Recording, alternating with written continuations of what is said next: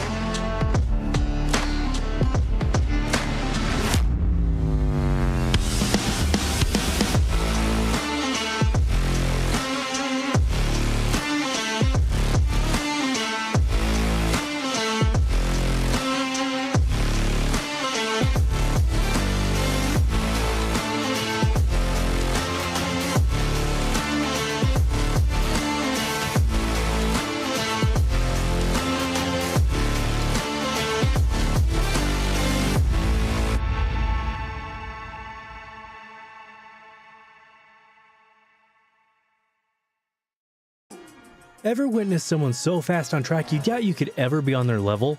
The mission of Advanced Motorsports is to demonstrate the speed is achievable for everyone. With the expertise of some of the best sim drivers in North America, we are set to release free content on social media and comprehensive guides on our website. For those seeking the ultimate experience, our Advanced Motorsport Institute and personalized coaching sessions are the way to go. No matter your level of experience, we invite you to follow us on our social media to learn to be fast.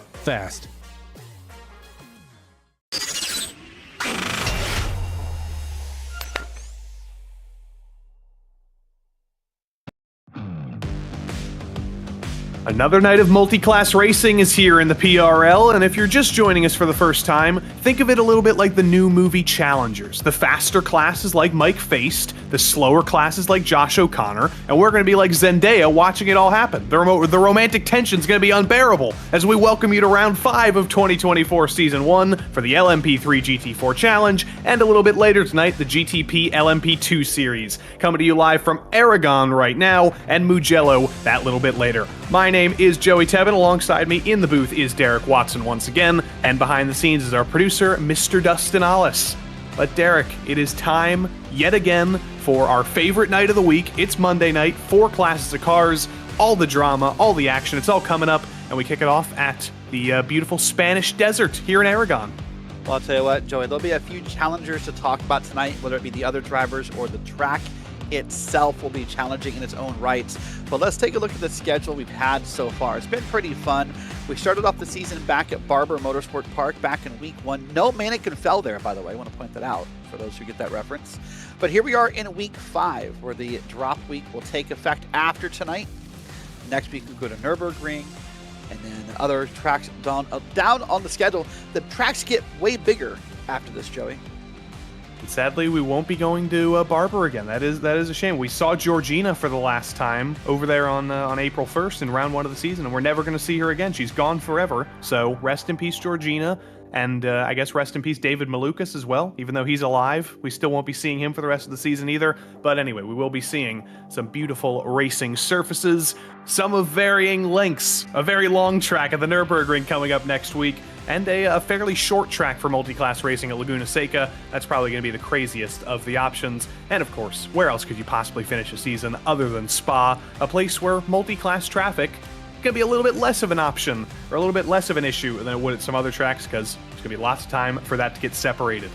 Drivers' Championship in LMP3 is led by who else but David Duino, the winner of the last 2 races in succession. Jason Drescher, the winner of the first 2 races, only 7 points behind him. And Vincent Leroux, Mr. Consistency, hasn't won a race this season, but he's been on the podium. He is right there in the conversation. Chase Wilson, another Mr. Consistency's there as well. Eric Leroy's there as well. And Christian Garatone is there as well. The entirety of the top 6 separated by only 18 points after 4 rounds so far this season. In the Teams Championship, Grant's Garage has extended a little bit of a lead, 26 points over the Moradness M Squad, and they have kind of extended themselves over the field. The Rob Clark crew teams are a little bit down the order after having some bad luck in these last couple rounds. Throttle Thursday needs to get some points on the board as well to move them up and bring them back in championship contention, as does Turn 1 and Done, as does YS Motorsports for that matter. They kind of need Sean Mulholland to start doing some races. In the GT4 driver standings, though, it is just as close, although it might not look that close. Aiden Young does have a 17-point lead over Adam Brockway, but they've both got 2 wins each, and they've been very evenly matched this season. It only came down to Brockway getting spun out in the last race by the driver behind him in the championship, Arnaud Genet. If that didn't happen, it would be far, far closer up at the top. Ted Lowendick trying to put himself in contention as well, as is Floyd Kerr. And don't disregard Mr. Adam Ostrich. The Flying Ostrich was fastest in practice just a couple of moments ago. Look for him to potentially take win number 2 in his PRL career today. And then in the GT4 Teams Championship, Derek, I'm no mathematician, my vision's not that great, but that looks like one singular point separating the Miracle Flow Misfits and Hyperion Racing. Well, more than that, it's only 9 single points back to the Moradness M Squad, Oceana Coffee. So really, this is a tight battle. Maybe the tightest we have of the 4 battles, I think. I mean, Beware, Stewards driving back there at 324, not out of it yet, but a 9-point battle after 4 weeks in a team battle. That's pretty darn impressive. Very, very close. We're going to be doing lots of math this season. We're going to be doing lots of computations, and we'll have lots of fun following that. But before we can have lots of fun taking you into qualifying, we got to make the books even. We got to count our sponsors. Advanced Sim Racing comes first and foremost. Owned and operated by passionate sim racers, Advanced Sim Racing designs and builds the sturdiest and most durable aluminum profile racing simulation cockpits available in the market today. All PRL members get a 5% discount on ASR products using the Precision 5 coupon code. Racebox Sim Racing offers mid and high-end button boxes for sim racing enthusiasts, from the casual gamer up to the most meticulous sim racing driver. Competitively priced and carefully handcrafted, their button boxes are an enjoyable addition to any sim racing setup. Visit raceboxsimracing.com and also get a 5% discount, also using the Precision 5 coupon code. This coverage is also brought to you by The Butt Kicker. Butt Kicker products add incredible immersion and realism to every game. Feel every nuance and truly put yourself in the driver's seat with The Butt Kicker. Moradness is a performance lifestyle brand motivated by motorsport and founded by professional race car driver Daniel Morad. For more information, visit moradness.com. Mr. Hedge iRacing Photography. Capture your finest, proudest, or simply worst moments from your hobby in up to 8K resolution. A great addition to any sim room. And last but not least, get ready to learn to be fast with Advanced Motorsports. Follow them on their socials to become a better driver. All right, we got all those done. We got all those in the books. The bills are paid, and now we get to see the drivers pay some bills. Lap times coming onto the board now with about 3.5 minutes left to go. Jason Drescher on pole, maybe not such a surprise in LMP3. Ian Starker in P2, phenomenal run so far for him in qualifying. To Grant's Garage 1-2 in LMP3 so far. Yeah, it's a great run to see Ian Starker on screen here in that number 20 machine. It's coming down here into that right-hand corner. Just got turned around by the cameras there. Down into the left here. And this very tricky, very tight track. And remember, for those who may be new, if Ian or any driver gets off track tonight during qualifying, they will unfortunately avoid that run. And off tracks have been a topic all night long amongst the drivers. Look at this here, getting set up for a left-hander. A very slow left-hander, Joey. Very slow left-hander indeed, and this is going to be a conversation point all night long. This rectangle section, a Chicago box of sorts, 12, 13, 14, and 15.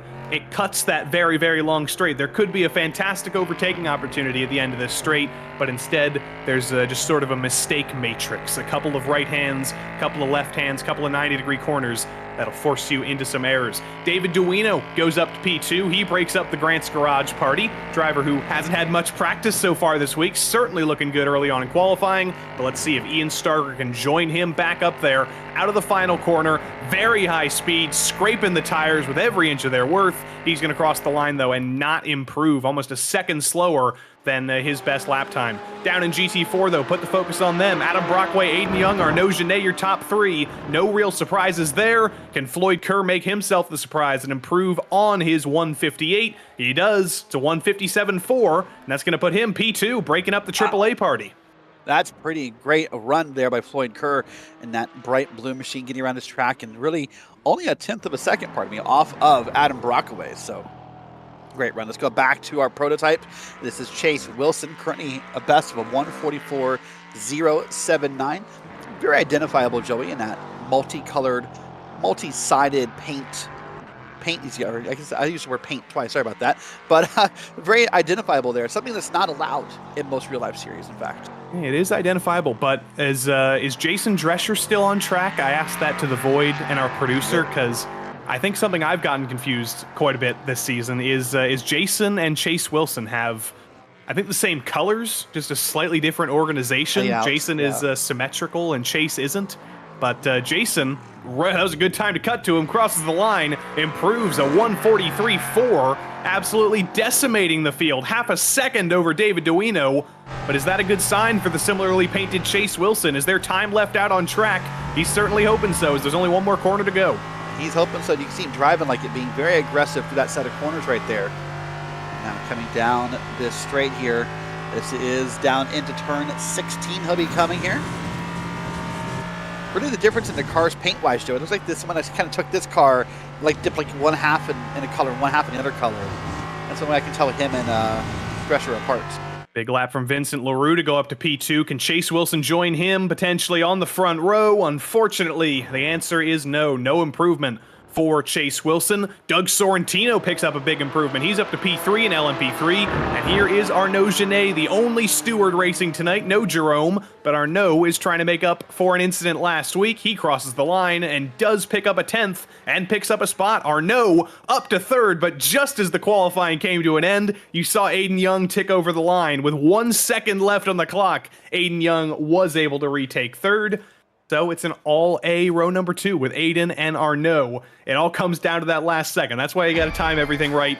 Make sure you use every last second of track time to get yourself forward. And you can see the changes already. But up front, it was always Jason Drescher. He's been dominant so far in practice and so far in qualifying, literally half a second over most of his competitors. Vincent LaRue, though, second in the championship, puts himself up on the front row. Another excellent qualifying from him as he looks for his first win in the PRL. Calvin Mayant, he has been on an excellent run these past couple of races, and he follows that up with his best qualifying result in the PRL in P3. He starts alongside his teammate Doug Sorrentino on row number 2. David Duino, defending winner of the last 2 rounds, admittedly got less practice this week than he wanted. He'll start 5th, and Chase Wilson for CRC will start alongside him. Eric Leroy for the Moradness M squad, a little bit lower than he'd like in P7. Ian Starker, very strong qualifying performance in P8. And Nicholas Karangis and Mikey Smith round out the top 10. Greg Doucette and Matt Dinsmore round out the top dozen. All 3 Throttle Thursday drivers very close together on the grid. Nick Taylor is unlucky 13th as he starts alongside Samuel Ma. Then it'll be David Steveson in P15. Sean Mulholland likely on admin duty, if I had to guess. I don't think he's going to be racing tonight, unfortunately. But down in GT4, Adam Brockway says, I'm coming back to the championship fight. He puts it on pole, and he'll start alongside Floyd Kerr, who's looking for his first win in quite a while in the PRL. Aiden Young, your championship leader, starts third alongside Arnaud Genet. Then it's Floyd's teammate Turner Schroll, and the Flying Ostrich, Adam Ostrich, looking for his second win in the PRL, starting from 6th. Michael Terrafino in the Team Beef Mercedes starts alongside former Supreme Court Justice William Brennan. Ted Lowendick in the McLaren, a little bit lower than we're used to seeing him in P9, and Joshua Burke rounds out the top 10. Nathan Deering is in the Hyperion Porsche. He starts alongside Roy Brown in a very red Mercedes. as we're used to seeing him. And Nathan Jennings, unlucky 13th, but still a solid qualifying run with a little bit less practice than I think some of the field for him. He starts alongside Dean Kerr. Doug Evans and his buddy Jordan Branch are on row number 8, ahead of Michael Doyle and Barry Sessoms that take us down to P18. But the hits keep on coming. 2 more fan favorites. Robert McGeehan will start shotgun on the field with a lap time a couple of seconds off pole. I don't think that's his real lap time. He'll improve a little bit as we get into the race. And Will Jennings in the number 420. No lap time in qualifying, but he will start the number 420 in P20. That's a lot of cars, Derek. Catch your breath, get ready. It's a full pace lap, and we'll go racing here with a full field of LMP3s and GT4s in just a matter of moments. And sort of a mixed up grid in places. Lots of questions and lots of unfamiliar names and unfamiliar places. Lots of drivers who need to get to the front fast because this is a lot of shakeup in the points. You talk about maybe championship leaders being back in the field, talk about surprise names being up front, and at a track where it feels like you want to make those moves quickly and make passes quickly as this race begins here. So lots to focus on, lots to think about here as we get around this 17-turn complex here. It's funny, we're only in turn 7 right here. These are fast green flag laps, Joey, but not so much behind the pace car. No, it's a little bit like when you have a full pace lap at Road America or Watkins Glen, and you're just kind of sitting around for a while. You think of things to make conversation about. You talk about pizza, you talk about whatever you want, and when you're a driver, you're honestly just kind of bored. You're just sitting there, you're waiting to go racing, and you got to follow the old pace car driver in the old iRacing Porsche pace car for much longer than I think you'd like. Everybody wants to go racing. Yeah, everybody, a lot of these tracks wants iRacing to hopefully implement someday the shorter pace laps and get things moving. But I like these long laps. It gives you a chance to kind of strategize, make a plan, get your head in the game a little bit, make sure everything works. I'm kind of a fan of the longer pace laps. I think it kind of helps set the mood. Coming back to your opening intro from the Challengers movie that you saw over the weekend. So I think it's a nice moment here. We're going to come down here into turn 12. This is Joey Tebbin's point of contention right here about these corners. My 4 points of contention. Why are we turning left here instead of just going straight and using that very long straight to make an actual overtaking opportunity?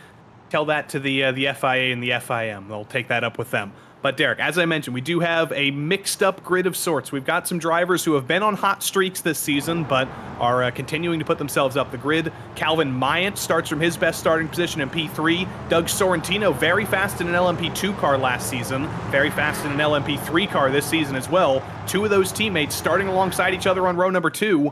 Are they going to be able to pounce and take advantage of some of the guys who are maybe more experienced running up front in an LMP3 car in front of them? Yeah, this is their chance, right? Sometimes there's that song that says you get one shot, one opportunity to seize everything you ever wanted. Well, this is their moment right here to get around Drescher and LaRue. And when I was talking to Ted Lowendick earlier and other drivers, they told me sometimes turn 1 here can be scary on that first lap to how many cars are kind of barreling in there at once. Yeah, turn 1 has been the scene of many a crazy first lap in the PRL. If we remember back on Monday nights last season in the GTP-LMP2 series, that was when the Precision Racing Esports teammates came together with Boris Ovando and Michael Diaz and Pat Pelshaw all taking each other out. Aiden Young swept through to lead a couple of laps. Will we see similar drama today? Or will the drivers be a little bit more well-behaved? Jason Drescher is on the back foot. He's currently 3rd in the championship behind his championship rival Vincent LaRue, but he'll control the field at the green flag, and Drescher bolts already. It's an early green flag, and he'll lead the field into turn 1. Look at the teammates going at it, though, on the left side of your screen. Doug Sorrentino to the inside of his teammate Calvin Mayant. He's going to take 3rd away from his Rob Clark crew teammate, as on the right side of your screen, they take the green flag in GT4 as well. It's a big jump from Floyd Kerr in the Porsche on the outside. When the green flag flies in LMP3, it flies in GT4 as well. Kerr around the outside makes contact with Brockway, though, and spins to the outside. Ted Lowendick in the McLaren goes around as well. 3 wide into turn 1 in GT4, and only 2 cars come out.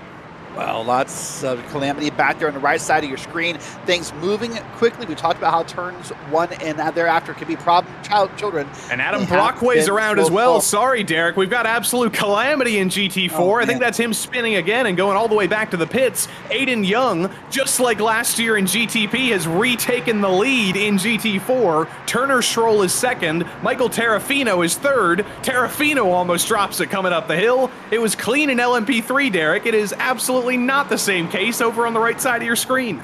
Yeah, look like the GT4's had more time to build up that speed, coming, starting earlier and just really barreling in there. And look at someone missed a braking point, just all hell broke loose. So, unfortunately for Brockway and others, possibly a short night. We'll wait and see if any of them can get back out after getting some repairs done. But you're right, Aiden Young pulls out pretty far ahead here in GTPs. Let's go back to the LMP3s. It's Drescher, then LaRue. Got it sorted out 1-2 here. And then the challengers on behind. So Drescher's off to a pretty big lead here already, Joey. And we're not even through lap number 1. Oh, and we've seen Jason Drescher have races like this many times in this series, where he gets out front and you don't see him again. So Vincent LaRue is going to need to think about how he can keep touch with him, how he can already be thinking about the strategy maybe with 33 minutes left to go, and continue trying to make this an actual race for the win. Nicholas Carangis to the inside of Mikey Smith into turn 1. They were going at it through the Chicago box a couple of corners ago, and now Carangis finally resolves that. He's up to P9, and he'll be looking forward to gain some more spots. He was a driver who won a race last season at Sandown. He's not happy with P9. Around to the back in GT4, the number 4 of Nathan Jennings has gone around and welcomes himself to a pool of very damaged Mercedes at the back of this GT4 field after lap 1. Yeah, Calamity has already taken a big effect here, and I thought there would be a different talk about who could survive this race for a different reason. Oh, we'll Roy later. Hold on, there's a big Brown! set of contact. That's Floyd Roy Kerr. Brown and Yeah, indeed. Floyd Kerr going around after his spin in turn 1. It's a comeback race for Floyd, but it's going to be even more of a comeback now as yet another back foot, yet another setback. It's almost like Imola last week when he was also running up front, made contact with Dean Kerr, and was just forced to come back for the rest of those 35 minutes. Unfortunately, it's going to be repetition as once again Floyd is last of the cars running in GT4, a driver who is leading going into turn 1. That's a recipe for some passes. We'll see when we look at it later, but it looked like Floyd just became a victim of 8 tires are better than 4. And that car just kind of leaned on him and went bad from there. Vincent LaRue is trying to do his best here to keep in touch with Jason Drescher. Just really keep him in his eyesight, be able to watch his line, see what he's doing.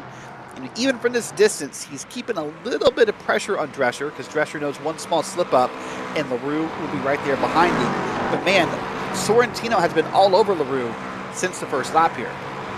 The revenge of Mikey Smith into turn 1, potentially. He looks to the outside of Nicholas Carangis. Not going to be able to make that happen, though. Tries to force Carangis into a mistake and is forced to slot in line. There is a parking lot, though, through 14 and 15. Joshua Burke and Adam Ostrich, 2 Porsches off in the gravel, simultaneously placed, Derek. I think those may have been related. Yeah, I'm going to guess they're related as well. Man, it feels like in GT4s today, Joey, a lot of the quote-unquote bigger names are really having problems early and having to fight their way back through the field. So you'll see maybe some newer names we've not focused on in GT4s simply because of that. Here's a pass on the inside. That is the rule in the out. No contact. No, don't wreck him. That was a little bit of NASCAR-style racing from Vincent LaRue and Doug Sorrentino. Sorrentino gets to the inside, coming down into the corkscrew. LaRue repays the favor with a little bit of contact, and Sorrentino's not going to be too happy about that. Look at him to the inside, into turn 12, heavy braking zone, and now Sorrentino's able to clear LaRue and get on through to P2. Jason Drescher says, thank you very much, guys. I've now got a 3-second lead, but Doug Sorrentino is now up into P2 as David Duino and Calvin Mayant hash it out behind. I started saying the bigger Duino part of just spun as we looked away. Oh no, Duino isn't the gravel leader, right? So that's going to put him well back in the field. This makes it possibly a big points day for Drescher and LaRue if Duino falls back like that. But what I was going to say is, man, but that battle with LaRue and Sorrentino, that really brought others back into the battle for a moment. And then David Duino had his unfortunate spin. Yeah, Jason Drescher would be in the championship lead right now if not for a 20-point penalty. So he has been very, very strong, just unfortunately not quite consistent and got some penalties. Calvin Mayant is in trouble potentially at the final corner. Did not see what happened to him, but he is falling all the way to the back of the field, and it may have been a technical issue, possibly some internet issues in Calvin Mayant land because we didn't see any contact between him and anybody else. Jordan Branch getting by Michael Doyle in GT4. The BMW gets ahead of the Porsche. And after 6 minutes of racing, Derek, we've seen so much go on already. We've seen so much chaos and drama. The carousel of entertainment is getting spooled up as we speak. we might be going all the way back to lap 1 before too long, but we can't do that because this kind of thing's going on. It looks like a pace lap coming through the Chicago box as Joshua Burke and Ted Lowendick are side by side, and look who's trying to join them in the Porsche, Floyd Kerr, sending it 3 wide into the final corner. Remember, two of these cars have already had problems once in this race, so they're trying to drive back through the field and find that momentum they need. There's Lowendick there on the inside, and I think the sole McLaren in this race with Kerr there in the middle. They were 3 wide at a track not known for being the biggest of tracks. They found a way to be 3 wide here in the GT4s. Color me impressed. Hey, you can run 3 wide here in maybe a MotoGP bike, or maybe even 4 wide or 5 wide in a Moto3 bike, but in a GT4 car, you are not expected to run side by side through here, and yet we still managed to make it happen. The drivers will do anything to try and make an overtake happen, and you're going to see Floyd get desperate here, but we can load up the carousel of entertainment here. We can take you back to lap 1, because this was a race-defining instant, Derek. Floyd Kerr around the outside to turn 1, sandwiches himself between Adam Brockway and Aiden Young. Brockway does get going again. Lowendick is the driver who spins around in the McLaren, but the real question is what happened to Adam Brockway afterwards, because he's out of the race. He was out on lap 1 after surviving that first little bit of contact. There was a second incident that took Adam Brockway out of this race. Yeah, well, let's see if we can find out what happened to Brockway here. That was a big moment, though, even that right there. And I'm not sure if Lowendick got hit, Joey, on the other side of the screen, or maybe he just checked up pretty hard for the wreck. Watch this here. This will be Brockway with the cow car in front of him. He hit the sausage curb. He hit one of those massive sausage curbs on the inside of the track, and I think ripped the suspension out of the back of the car, and then got absolutely pummeled by the rest of the field coming through. I said the rest of the field ripped everything else out of the car after that. Sausage curbs take effect again. We saw a big hint of those over the weekend in the Ivor series, but man, here it is live now back. This is back in the LMP3. That's Mikey Smith, Nicholas, and Matt Dinsmore, 7, 8, and 9. And they're all over each other here. That was a little bit of teammate-on-teammate contact between Karangis and Dinsmore. Some bumpers being taken off, but you wouldn't be able to tell because it's all dazzle camo on those 2 cars. They're already polygonal and crazy enough with those liveries that if they get damaged, it just kind of looks exactly the same. That's kind of the point of dazzle camo. But either way, the battle rages on, sandwiched in between 2 of the Rob Clark crew drivers, and they will continue on there. Ted Lowendick gets by his teammate Doug Evans. Not much of a battle. I think Doug was very kind to his teammate and also to his fellow competitor Floyd Kerr. Doug knows that he's in this for survival. He's not in this to race his teammate Ted for position. Karangis and Dinsmore, these 2 teammates are going at it, though, as Dinsmore around the outside in the final corner sweeps around Nicholas Karangis. Lots going on here. It's only been, 9 minutes, and it feels like it's been like 35 minutes with how much action we've had going on. Look at them still side by side here, back in the turn 1. That strong left-hander. Ooh, look at the momentum got there on the outside. Nick Taylor makes the move. He says, you guys have been looking at my Rob Clark teammates too much. I got to get a piece of the action too. And he does get his spot in the spotlight to take P9 away for the number 99. Lots going on here in LMP3, and how about even more? Let's put the spotlight on another one of his teammates, Mikey Smith, who is having a solid day. Unfortunately, he now joins the carousel of entertainment with a spin and off the road in turn 5. Lots of spins here. And, one thing I wanted to talk about with this track, we sort of hinted at during qualifying, Joey, there's a lot of concern about off tracks, about drivers getting the incident points for being off track in these corners. And in the PRL, you can get disqualified for too many of those. I will not be surprised if we see a couple disqualifications before this night is over. Dean Kerr was one of those drivers who hit Adam Brockway originally. Yeah, there's Adam in the middle of the road. His teammate Dean comes onto the scene. And yeah, when you make broadside contact with another car, Derek, it's very rare that you're able to keep going. You also saw one of the Jenningses in big trouble there, who also made some horrific contact. Speaking of more Adness drivers, though, Eric Leroy is in some trouble of his own, coming out of turn number 15, and Ian Starker is up into the top 5. Yeah, Ian Starker had a great qualifying run. At one point, was up to second. Here's David Duino, by the way, just sort of lost it on his own. Not sure if he caught him. Don't back it into the wall. Curve, but man, he backed it up pretty quick. I was like, is he ever going to stop? Like that car just kind of gained. I don't know if backwards acceleration is a word, but yeah. Yeah, he's trying to get going there, but I think he may have been stuck in the gravel or something. But Yeah, unfortunate stuff for David Duino. As I mentioned, not able to get as much practice as he's normally used to. He was busy with a go-kart event over the weekend. He sent me a message, said he was P1 by 5.5 seconds, so he did a very good job in the real-life event, but unfortunately it was a trade that meant he didn't quite get the laps around Aragon that he really wanted, so some of the mistakes definitely understandable there. He's prioritizing the real stuff, which I can't blame him. No, you can't blame him, but with this being one of the newer tracks in iRacing still, you see a tight battle right there. When we have a track that's sort of newer, only 2-3 seasons old at this point, I think, you know, this is the tracks where it's harder to miss a week and not get any practice in because you just don't have maybe that familiarity you have if we're going, say, to a Laguna Seca or going to a Watkins Glen or going to a, you know, somewhere that we use all the time, a Spa even. So when you have a track like this, it's hard to miss a week and be confident in your abilities. Multi-class traffic has already begun. This is the true challengers moment, as I mentioned. I didn't really expect it to happen this early, but here we are. Matt Dinsmore, Nick Taylor, Nicholas Carangis getting through on Roy Brown, and you just saw on the edge of your screen there, Jordan Branch has gone around through turns 14 and 15, and he's trying to get going again, just trying to wait for the entire field to go by, basically, and now he can. Finds clean track and rejoins the racing surface. Ted Lowendick to the inside of Michael Doyle. Little bit of a door bang gets by him, and Floyd Kerr says, thank you very much. I'll get through on my fellow Porsche too.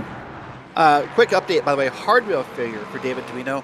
It says traction control turned off, lost his upshift here on whatever he's using, his paddles or whatever. Not sure what happened. Says just could not get the car moving. So hardware failure for David Duino. Unfortunate. A series of unfortunate events, but sometimes that's how life goes. You have a big day in your real life racing. You have some great accomplishments, and unfortunately, it does come back sometimes, and the bad luck returns. But we'll see David back. He'll be strong again next week, and he'll still be fighting for this championship. We're still fighting for where to throw our eyes on the screen right now because it's all kicking off in the middle of the field. It's the midfield in GT4. It's the midfield in LMP3. Battling for the same piece of track simultaneously. How does that end cleanly? I have no idea, but they're going to try and make it happen anyway. Ted Lowendick is next on the list for these two guys. Nick Taylor and Nicholas Carangis. Battle of the Nicks coming down through the corkscrew. Down through the corkscrew pretty well. And I'll tell you what, in a track known mostly nowadays for MotoGP racing, it's impressive to me that all these cars are handling so well. And I think luckily it's these cars coming through the track as we see a pass here and not maybe our faster class of cars that are coming up next. So the speeds aren't quite as high as they could be. I want to follow up on David Duino and we'll move on, Joey. Bad news for Duino in that finish. He cannot race next week. He has finals. Says he cannot do math and race at the same time. So drop week is a problem for David Duino. You don't need to study for those finals. You'll be fine. You already got accepted into college. You're already going to your program. You'll be fine. But anyway, let's see what happened on board, Derek. This is the hardware failure you were mentioning. Throttle or power or whatever it was. Traction control not working. And then, unfortunately, you can hear him throttling up, but not able to get going. It's unfortunate end for David. So that will likely take him probably out of the championship race after next week because he'll miss next week. He'll score low points this week. This will be his drop week. So that news there. Oh, man, look at that. Got it saved. No, hold on. No, there's teammates I saw? Not teammates, but a little bit of target fixation. Maybe teammates in spirit and soul between Eric Leroy and Nicholas Carangis, both throwing it into turn one. There's Leroy at the head of the train going around, and there's Carangis doing the same thing and also getting a bite out of that inside sausage curb. Yeah, so I say of all the sausage curbs on the track, you think you see a driver hit. That's not high on the list right there, Joey. The one on the just barely on the outside of that pit wall. So in a way, congrats on that. In a way, not congrats on that. Back in the GT4, this is Michael Doyle and Nathan Jennings back here for 10th and 11th, having a nice little battle. I love that polka dot car, by the way, that black car there with the polka dots. It's kind of a nice way to always know where Michael Doyle is. Exactly. You're not confusing that car with anybody else's, and for that matter, you're not really confusing Nathan Jennings' car for anybody else's either. He's done a good job with his. He's done a good job. Both Jennings have done a good job to make their big, fast racing cars differentiable. You got Nathan in the brown, you got Will in the red, and now Nathan gets to the inside of Michael Doyle, forces him out wide a little bit. Maybe maybe Michael going for one of those off tracks and adding to that incident count. And Nathan does get through into the braking zone at turn 12, and he'll hold on to that spot for a moment. We do need to talk about that, though, Derek, because in the PRL, you only get 13 incident points before you're forced to serve a drive-through. You only get 17 before you're disqualified altogether. With these off tracks, with these paved runoffs, those add up very, very quickly. And the problem with the disqualification is really two things, Joey. One, you score 0 points for the race. You don't score last place, you score no place in the points.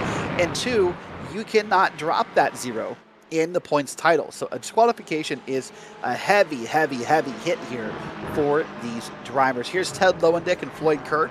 Both had problems earlier. Both have driven back into the top 10. Both would love to do a little better than that. But we'll have to see if they can find some luck as this race goes on. Only about 18 minutes left of this race. So as we approach the halfway point, we probably need to discuss those little pesky pit stops and wonder when they're going to happen. I don't want to talk about those pesky pit stops. I haven't even translated that into Spanish. I don't know what pit stop is in Spanish. I should have done that.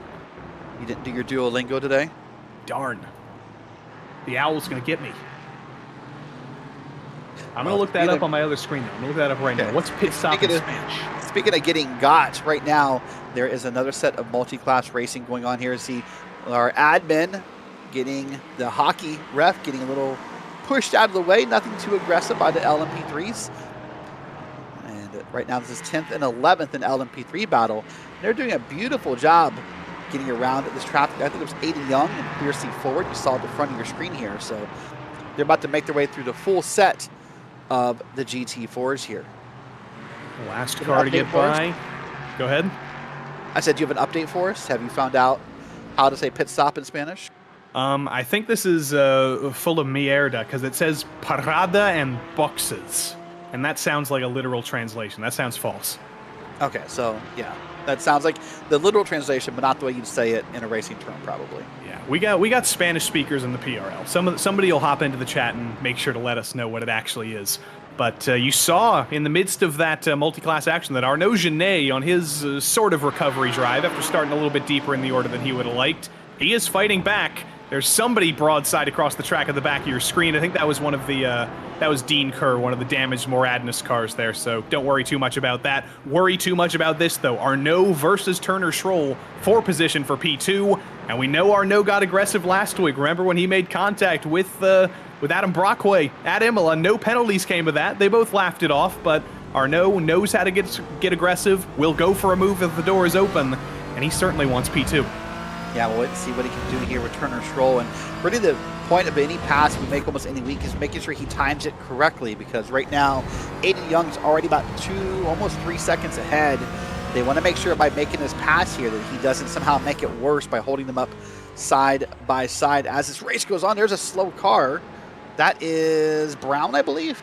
Yeah, code Brown for Roy Brown and Michael Doyle.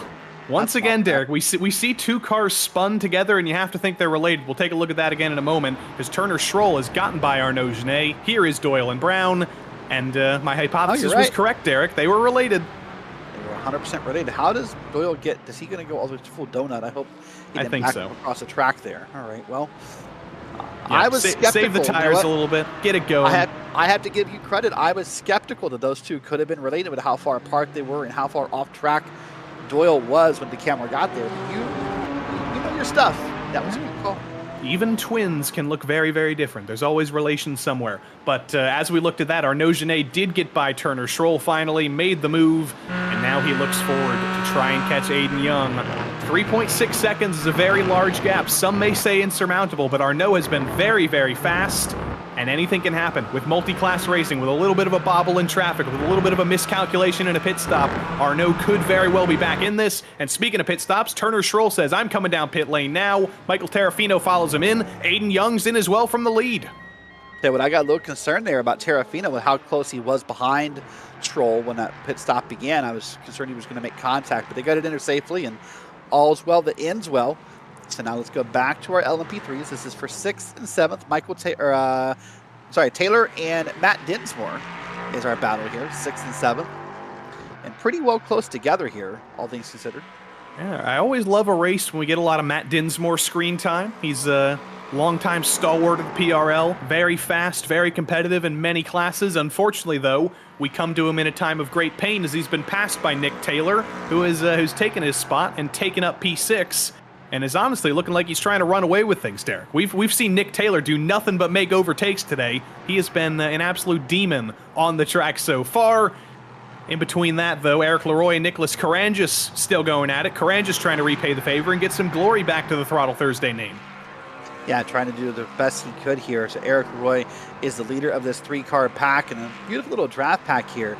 I won't be surprised to see either Carangis maybe pull out a line down here, but probably not yet. But use that draft appropriately, and you could find yourself able with a big passing opportunity.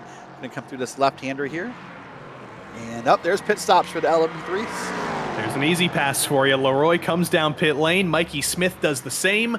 And Throttle Thursday teammates have to sort themselves out a little bit into turn 1. Greg Doucette thinking about making a move on his teammate Carangis. I think Nicholas got a little bit confused by the pit stop by Leroy.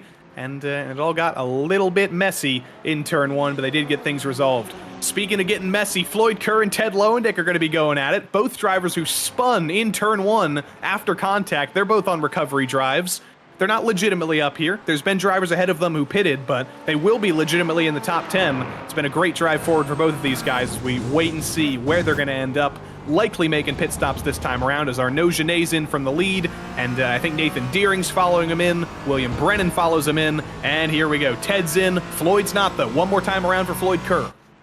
Yeah, maybe by following Ted all that time, Floyd picked up just enough gas to get one more time around. He'll also get credit for leading a lap, so if you're thinking you maybe want to be in a points battle either for the lead or with a rival, hey, when I get a point for leading a lap here in the PRL, got an LMP to the inside there. That's a nice move. Now it gets around all 3 cars and all is safe, so we'll keep moving there.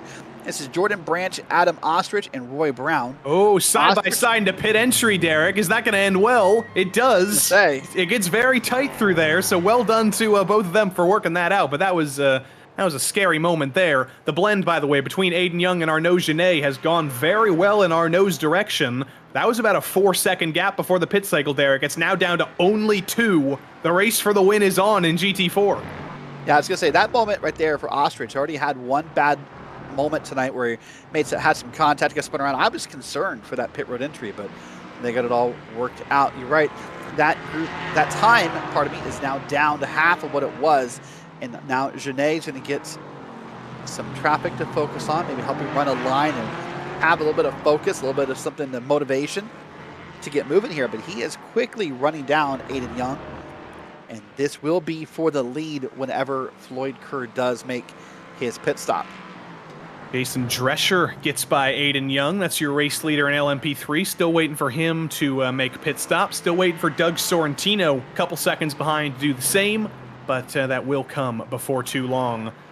That gap continues to come down, Derek. I just looked back as Arnaud was getting passed by the latest LMP3 by Doug Sorrentino. That gap was about 2.5 seconds. It's now down to 2.2. It was as low as 2.0.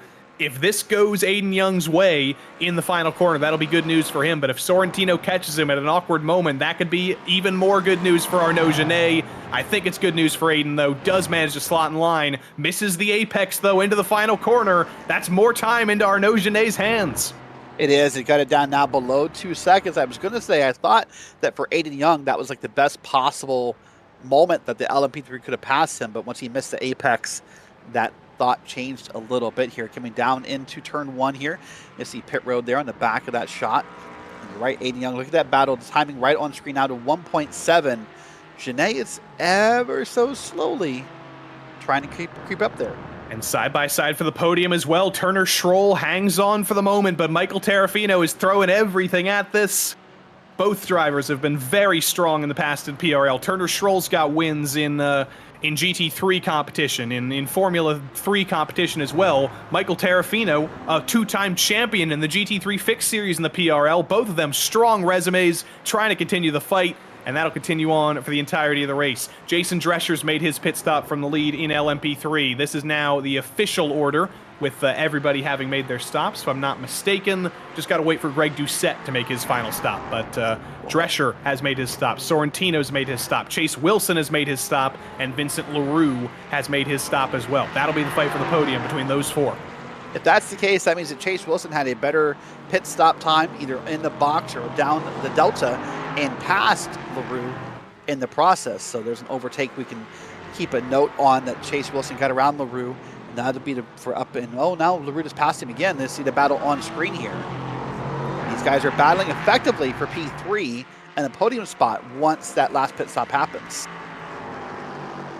If Wilson can repay the favor, a little bit of traffic coming up. That's Joshua Burke in the Echelon Porsche. They'll dispatch of him fairly straightforwardly, but this is going to be fought until the end of the race. Vincent Leroux's been on the podium before in the PRL. He's somewhat used to that by now. Chase Wilson has not yet finished on the podium, so he could be in for a very big day if he can keep this up. A little bit deeper in the field in GT4, though, the two teammates, Adam Ostrich and Doug Evans, going at it, the 96 and the 41. I don't think Doug is going to really fight that. Once again, knows that Adam is a little bit faster in terms of race pace right now, and he says, you know what, Adam? I'll be your rear gunner, I'll let you go, and I'll try and be as helpful as I can. But that's a very good team down there, the Miracle Flow Misfits, I should say, with Ted Lowendick, with Adam Ostrich, and Doug Evans. You got two drivers who are scoring a ton of points, and you got one driver who's very, very consistent, Derek, and always picking up points when there's drama elsewhere in the field. That is a very strong threesome for a team's championship. Yeah, that's what you need when you're picking out teams. You need drivers who are consistent.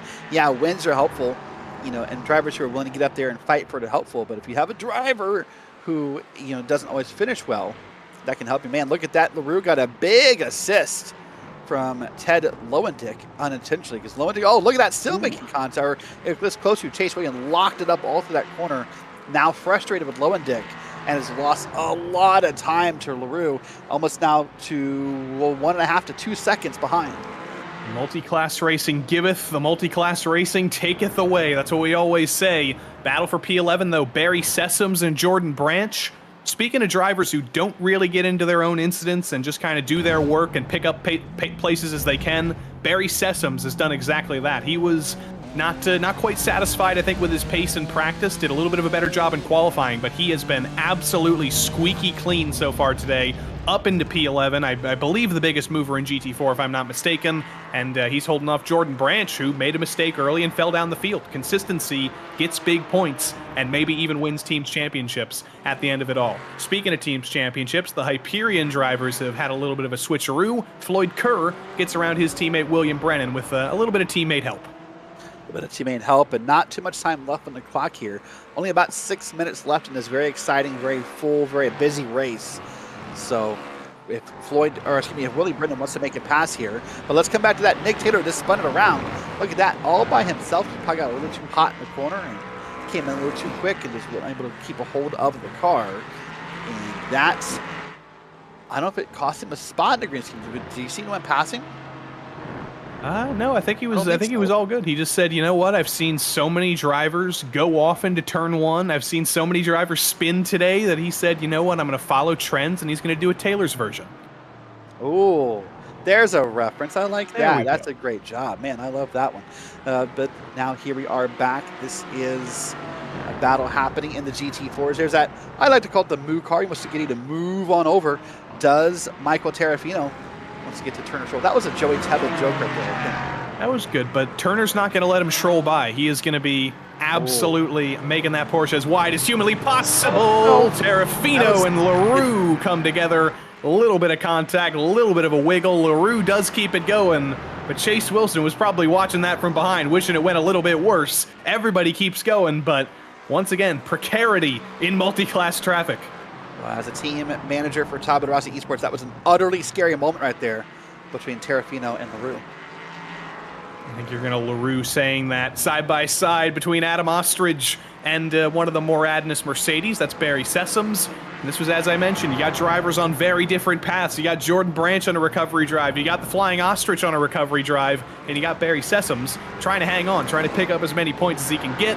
But Adam does get through and I think you'll be seeing him look forward even more. But in GT4, continuing that, in the top of the field, Derek, you know what I just saw on the side of my screen? The gap between Young and Genet was below a second, if for but a moment. It's not below a second anymore. A little bit of traffic with Vincent Leroux coming by did slow down Genet that little bit, but that is touching distance. That is less than a second with one little bobble from Aiden Young. Arnaud Genet wants that first win this season, and he can see it. Well, if you're Aiden Young right now, you're saying, Genet, it ain't so. How could he be catching me this late in the race? And you're right, one little bobble, and he'll be up within drafting distance and able to close that gap even more. And Aiden did not really get any benefit. In fact, got a little hindered there due to the LMP3 traffic, and now they are within 1 second. And with Chase Wilson getting through, that brought it down that littlest bit, but it needs to be, I think, within about 8/10 for draft range to start in a GT4 car. It needs to be even lower than that with the fact that these straights aren't that long. Arnaud is probably faster, but being tenths of a second faster, being hundredths of a second faster is not quite enough. He needs to get close, he needs to get within touching distance, and he needs to hope for a dive, I think, on those final laps. He's not going to get it on this time around, but look who's coming. Ian Starker is behind. Matt Dinsmore is behind. There are many, many more LMP3 cars that are ready to play a role in this battle, Derek. And here comes Ian Starker to clear Arnaud into the Chicago box. Will he catch Aiden Young in a slightly more awkward spot, though? Arnaud needs that to get that time back. Yeah, Genet really lucked out there with where he got caught by Starker and was able to kind of let him go and not have any effect on it. Now we'll see where Aiden Young gets caught. Aiden's going a bit of a recovery run even from this weekend. Did not perform the best in the IRA Endurance Series finale. Unfortunately, kind of wrecked the car out towards the end, so wants to get that momentum back and that confidence back in what he's doing. And he got the best possible passing point right there down this long straightaway. The net winner in that battle was definitely Aiden, but Schroll and Terrafino are back at it. These guys want the spotlight for themselves, though. The last spot in the podium. Look directly behind. That's Nick Taylor sweeping it around the outside, making it happen the long way around. Well done from him, finding his own track and definitely scuppering the momentum of Turner Schroll. Terrafino hops in the draft, uses every last bit of that straight line speed in the Mercedes. He's not quite close enough to make it happen into turn one, or is he? Around the outside in turn one, later on the brakes. A little bit too late in the brakes, though, to keep it stuck. Schroll does hang on, but that was a send from Terrafino. He's throwing everything at this. And look at the battles, even causing the LMP3s behind them to be a little off track, and just so they can get around it a little easier. You're right, Terrafino's not giving up here. Really wants to be all over Schroll and make it pass. Ooh, look at that. That was a lockup. Was that Mikey Smith right there? Indeed it was. He's getting aggressive. Everybody's getting aggressive, trying to make it through in his own battle with Greg Doucette. He doesn't even really care that Schroll and Terrafino are trying to fight for the podium. He says, I want P8. I'm going to be throwing everything at this myself. But they will get to continue on in their own time. And Schroll and Terrafino separated by a frustrating 1.5 seconds now. Terrafino may have had his one shot into turn one, and he certainly went for it, but that may have been his last chance. Well, I'll tell you what, not only is the action heating up, Joey, but so is the track up over 3 to 4 degrees Fahrenheit since the start of the race. So the track will be a little slicker, a little less grip compared to where we started. So this last couple of laps here, the drivers need to be careful and where they hit their braking points, as we see now a couple cars coming through and around.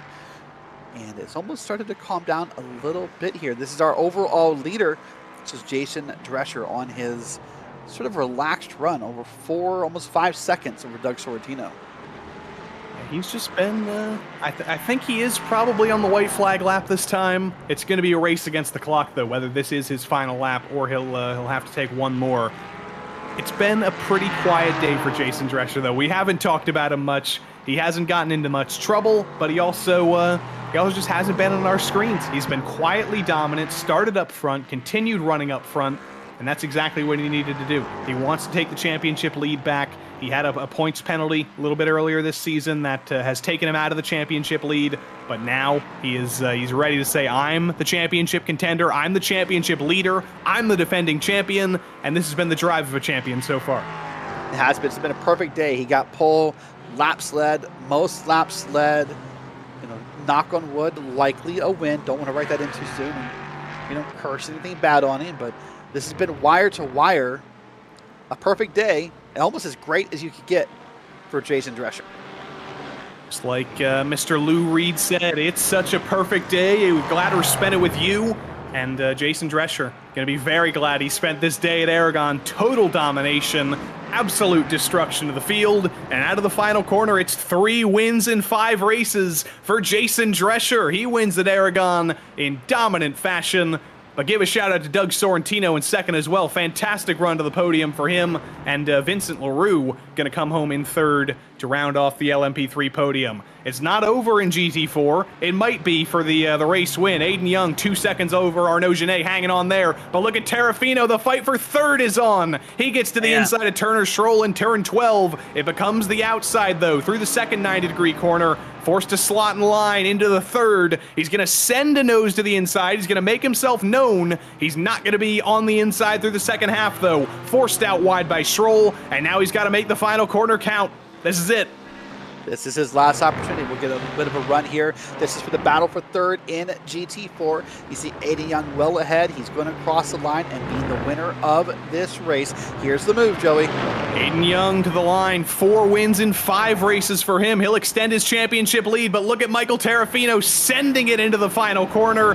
One last gasp, one last desperate attempt, and unfortunately it's too little too late for the Team Beef Mercedes as Turner Schroll in the Hyperion Porsche will hang on and he'll take third. Arnaud Genet, an excellent second place from him as well in the middle of that sandwich. William Brennan coming to the line. He's going to finish P7 ahead of Ted Lowendick. A very solid day, Derek, for those Hyperion Racing Porsches. Turner Schroll on the podium, Deering 5th. Floyd Kerr, what a drive for him, back to P6 after spinning in turn 1. Definitely a day of recovery. They're going to be wishing they had a win, but an excellent recovery all the same. The win, though, goes to Aiden Young. Total domination for him, and untouchable at the end of it all, even in the face of pressure from Genet. Yeah, a lot of drivers should be very proud of themselves today. Kerr, Lowendick, and many others for the way they drove back through the field after early incidents here in this race. So lots of proud moments, lots of moral victories, and of course 2 race winners to go along with it. But at the end of it all, Jason Drescher will take the spoils. Another win for him, and if my math is correct, he'll take the championship lead back in LMP3. Doug Sorrentino in second. He'll be very happy with that, and he'll definitely be in conversation for the top 10 in the championship. Vincent LaRue rounds off the podium. Another podium for the Tabula Rasa eSport driver who has become very, very familiar with podiums as of late. Chase Wilson takes P4 in a strong day from him. Ian Starker, a very strong day from Teams Championship leader Grant's Garage. That's going to extend their Teams Championship lead as well with a 1st and a 5th. Matt Dinsmore, Nick Taylor, Greg Doucette, Mikey Smith, and Eric Leroy, all of them had a lot of TV time today. Very exciting stuff from them to round out the top 10. Samuel Ma and Nicholas Karangis rounded out the lead lap finishers. Calvin Myant was P13 after some bad luck from him. Some PC issues took himself out of a strong run. And speaking of technical issues, Mr. David Duino, unfortunately, will no longer be the championship leader as he had some early issues with his throttle, and he fell out of the race 14 laps early. Down in GT4, though, Aiden Young maybe came into the season as the underdog compared to Adam Brockway with all the PRL experience, but now, with a 4th win in a row for Aiden Young, he is definitely the championship favorite, and he hangs on for yet another win. Arnaud Genet, though, tantalizingly close. If one thing went slightly different for him, he might have been that little bit closer to actually be able to go for a dive and go for a move for the win. Turner Schroll rounds out the podium, though, in the Hyperion and Echelon team car. Michael Terrafino, again, coming up just short, not quite making the podium. Nathan Deering, Floyd Kerr, and William Brennan. Look at that for Hyperion Racing. All 3 of their cars together. Ted Lowendick, Joshua Burke, and Nathan Jennings round out the top 10. Good run from the number 4. The Flying Ostrich, Adam Ostrich, disappointed, I'm sure, after the pace he showed in practice. He comes home with a P11, and Jordan Branch was the last driver on the lead lap in P12. Barry Sessoms, Roy Brown, Robert McGeehan, and Michael Doyle, and Doug Evans for that matter, all went 1 lap down each, and the used car lot begins very quickly with Dean Kerr 11 laps down after contact with his teammate on lap 1. Will Jennings had trouble on lap 1 as well, and Adam Brockway, the victim of a very large sausage curb, basically ripping the suspension out of the bottom of that car, means that your championship second place runner for the moment is going to take yet another setback, and he'll be fighting even more to keep himself in contention with Aiden Young for the rest of the season. But that was your field in GT4. That was your field altogether. And now it's time for our favorite tradition. We get to talk to the drivers yet again. And as I've been getting very familiar with, I'm going to talk to Jason Drescher once again. Jason, it's back to the top for you after a couple of weeks where David Duino said, I'm going to take the spotlight, but now you show up to Aragon. You're totally dominant, and we basically saw the back of your car for the whole day. Oh, yeah, I totally needed that. Yeah, the last race was terrible for me. At least I finished. But yeah, I did a little bit of practice, and it kind of went the way of me this time, so pretty happy. But David's putting up a really good fight. He has been. It was a little bit of bad luck for him tonight, though. A DNF, does that make you maybe slightly more comfortable in that championship battle, knowing that you'll have a little bit of a buffer over him coming into next week? You also have a little bit of a buffer over Vincent Leroux, finished third. Yeah. Oh man, I didn't know he DNF'd. Yeah, that's a little bit ease off my mind, especially at Nürburgring. It's going to be interesting, but yeah, I look forward to it, and it's been a good season so far. Jason Drescher, victorious once again in this series. We'll see you next week, Jason, and congrats on yet another win. Thank you, guys. Jason Drescher, victorious for the 5th time in a prototype in the PRL. But now we go back down to GT4 for the second part of this new tradition. It's Aiden Young, and for the 4th week in a row, I think, Derek Watson. The 4th week in a row, I think the 5th time, in fact, as we talked on Saturday as well. Aiden, this is becoming a weekly habit between us. Yeah, well, I mean, I don't. To your benefit, I might add. To your benefit. I don't know what to say. I can't say anything. This is the first time I've ever done something like this, so I have no words. Wow, it's a great time to get on a hot streak here. I'll ask you a single question. Arnaud Genet was chasing you down at one point. The gap got down to less than a second. Were you aware of that? Were you watching the relative? Or I was fuel saving. Oh, okay. So how close were you at the end? I managed to save an entire lap. Oh, okay. So you did a great job of fuel saving. All right. Well, listen, great job. I'm assuming I'll see you tomorrow for GT3s. Yeah. One more thing I will add is usually during the race, like for the first, like, because you only get one pit stop. Before the pit stop, like when you start the race until the pit stop phase, I can't save fuel for the life of me. But it seems that when I come out of the pits for the final stint, I can save fuel, and it's kind of weird how that works for me. I've never understood that. I'm like, I think I should be able to save fuel. Nope, that's not happening. Yeah, probably just a few less cars on track, which probably helps you out there. Well, Aiden, good job tonight. I'll see you tomorrow for GT3s, and good luck in that race. Yep, I'll see you tomorrow. Aiden Young, victorious in GT4. Let's head back up to LMP3 and talk to, I'm sure, a very happy driver, Mr. Doug Sorrentino, on the podium for the first time in an LMP3 car. How was that? Your best race so far this season, and a P2 for it. Yeah, man. You know, hopefully it'll be the first of many. And by the way, it's so nice to hear your guys' voices. You guys are awesome today. But, you know, I'm super excited. You know, this week was feeling super strong, and I just wanted to kill it for my team, and, you know, look what we got. You certainly did, but what was the...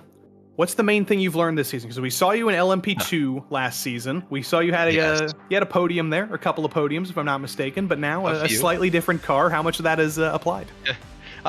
You know, basically take everything that you learn in LMP2 and just forget about it. It's a prototype, but they don't handle the same way. The body roll is completely different. The traffic is completely different. I thought, you know, week 1 and 2 rolling into it, it'd be, you know, cakewalk.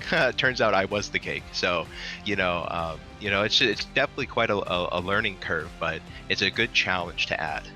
Well, you certainly fell up to the challenge today. Congrats on another podium, Doug, and we'll see you next week. See if you can make it another LMP3 podium. You know, lightning doesn't strike twice, right? We'll try and make it happen. Unless it does. Doug Sorrentino coming home P2. We'll see him again next week. And we'll go back down once again to GT4 because that driver who was catching Aiden Young, Arnaud Genet, is also here with Derek. Well, Arnaud, a little bit of a cleaner race this week, much more of a calm race, but you were catching Aiden towards the end. What was your hopes of catching him? Not much, to be honest. Aiden is pretty quick around this track. It's been shown consistency in the different last race.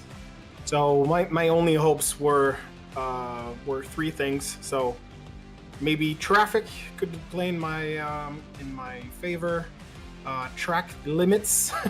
So how much incidents he got, and roughly fuel. So, yeah, fuel. I thought I underfueled, but at some point, the race, my calculator just showed that I was a lap over. So I think maybe Jason in the LMP3 was quicker than anticipated. Nonetheless, I had nothing on Aiden today. But I'm glad that that's not me that killed Adam this time. Right? Yeah, that's the good case. So next week, Nürburgring, probably not going to see much multi-class traffic. Is that a relief or is that a bit of a disappointment?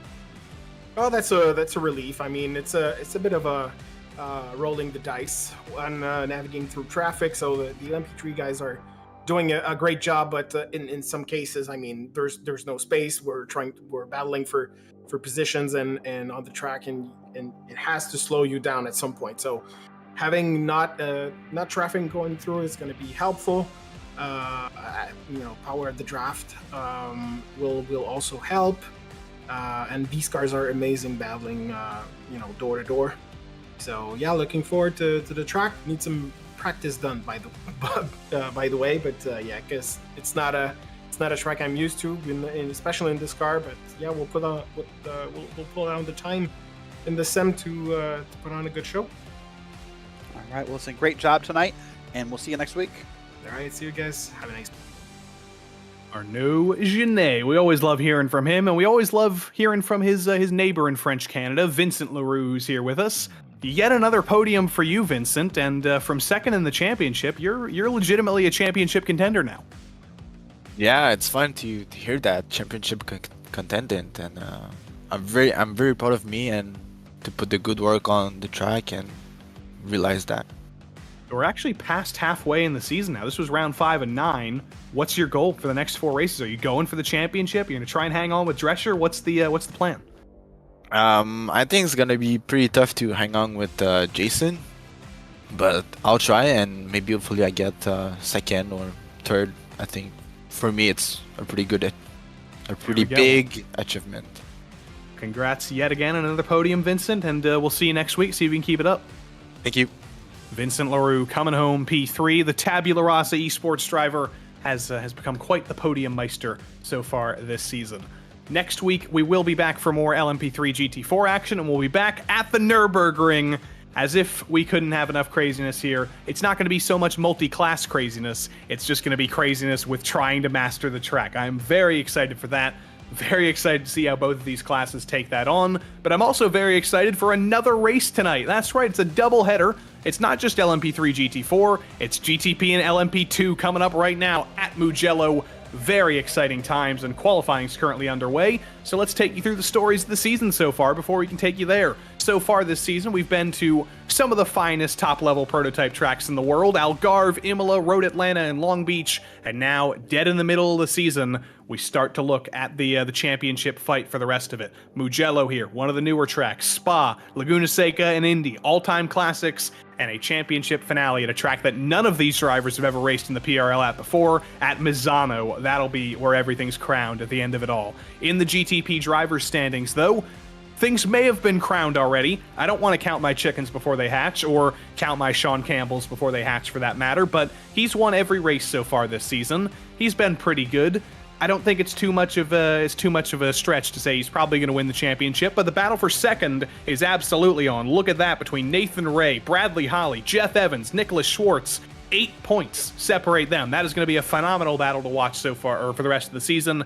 And don't even count out the PRE guys: Michael Diaz, Daniel Zeggers, and the non-precision racing esports guys: Darian Roy, Kwok Nin, Alec Bergstrom.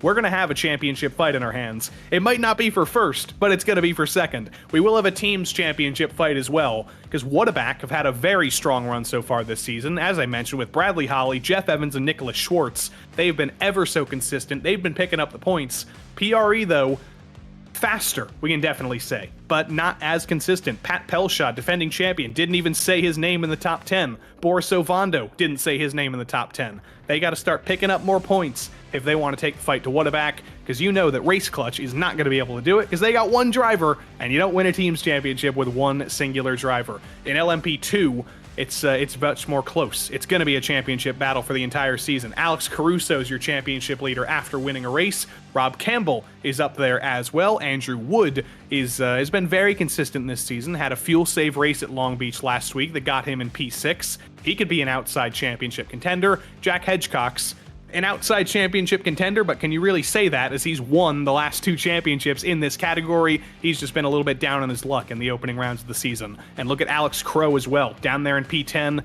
He won his first race in this series as well. He'll be up there before too long. 4 races to go for all of that to get resolved. And last but not least, in the LMP2 Teams Championship, get this done real quick. It's very close. What more can I say? Lunatic, Goin Racing, Hyperion, the Dunder Mifflin Racing Company, all separated by 43 points, and SRT, Teams Championship contenders every season. Caleb Lehman, Joshua Chinsky, and the rest of the gang, they've been having bad luck so far this season. They've got to move their way up and hope for some better finishes, and Goin Racing, Ruby for that matter, are going to play a role too. 6 teams, Derek, in that Teams Championship, all of them going to be going at it for the rest of the season, and all of them going at it in qualifying right now as we speak, with about 2.5 minutes left on the clock. Yeah, here we go. 2.5 minutes. You see currently Pat Pelshot is up in the lead in the GTP class. Got barely a lead over Boris Ovando, pardon me. Meanwhile, Jack Hedgecock is leading in the LMP2s. Pat Pelshaw on pole in GTP, but notice a name that isn't up there on your timing sheets. Sean Campbell has not yet put a time down in qualifying. I don't know if he's playing with us and waiting until the dying moments, or if he's gotten off tracks or what, but we could be in for a very exciting day if he's forced to start at the back of the field. In LMP2, though, it's always an exciting day. Alex Crow has been a revelation this season. Very fast, race winner, and definitely going to be a championship contender. Not going to be a pole contender, though, as he knows it's over, and he pulls down pit lane. Well, here's Campbell right here in that 26 machine, part of that one driver team we talked about there. Going to work his way through the racetrack here with 1:35 left on the clock. He's hearing him on the throttle, kind of pushing it around the track, trying to get into it. And he looks like he's trying to go somewhere, Joey Tubbin. He is definitely going for pole, just waiting until the final moment.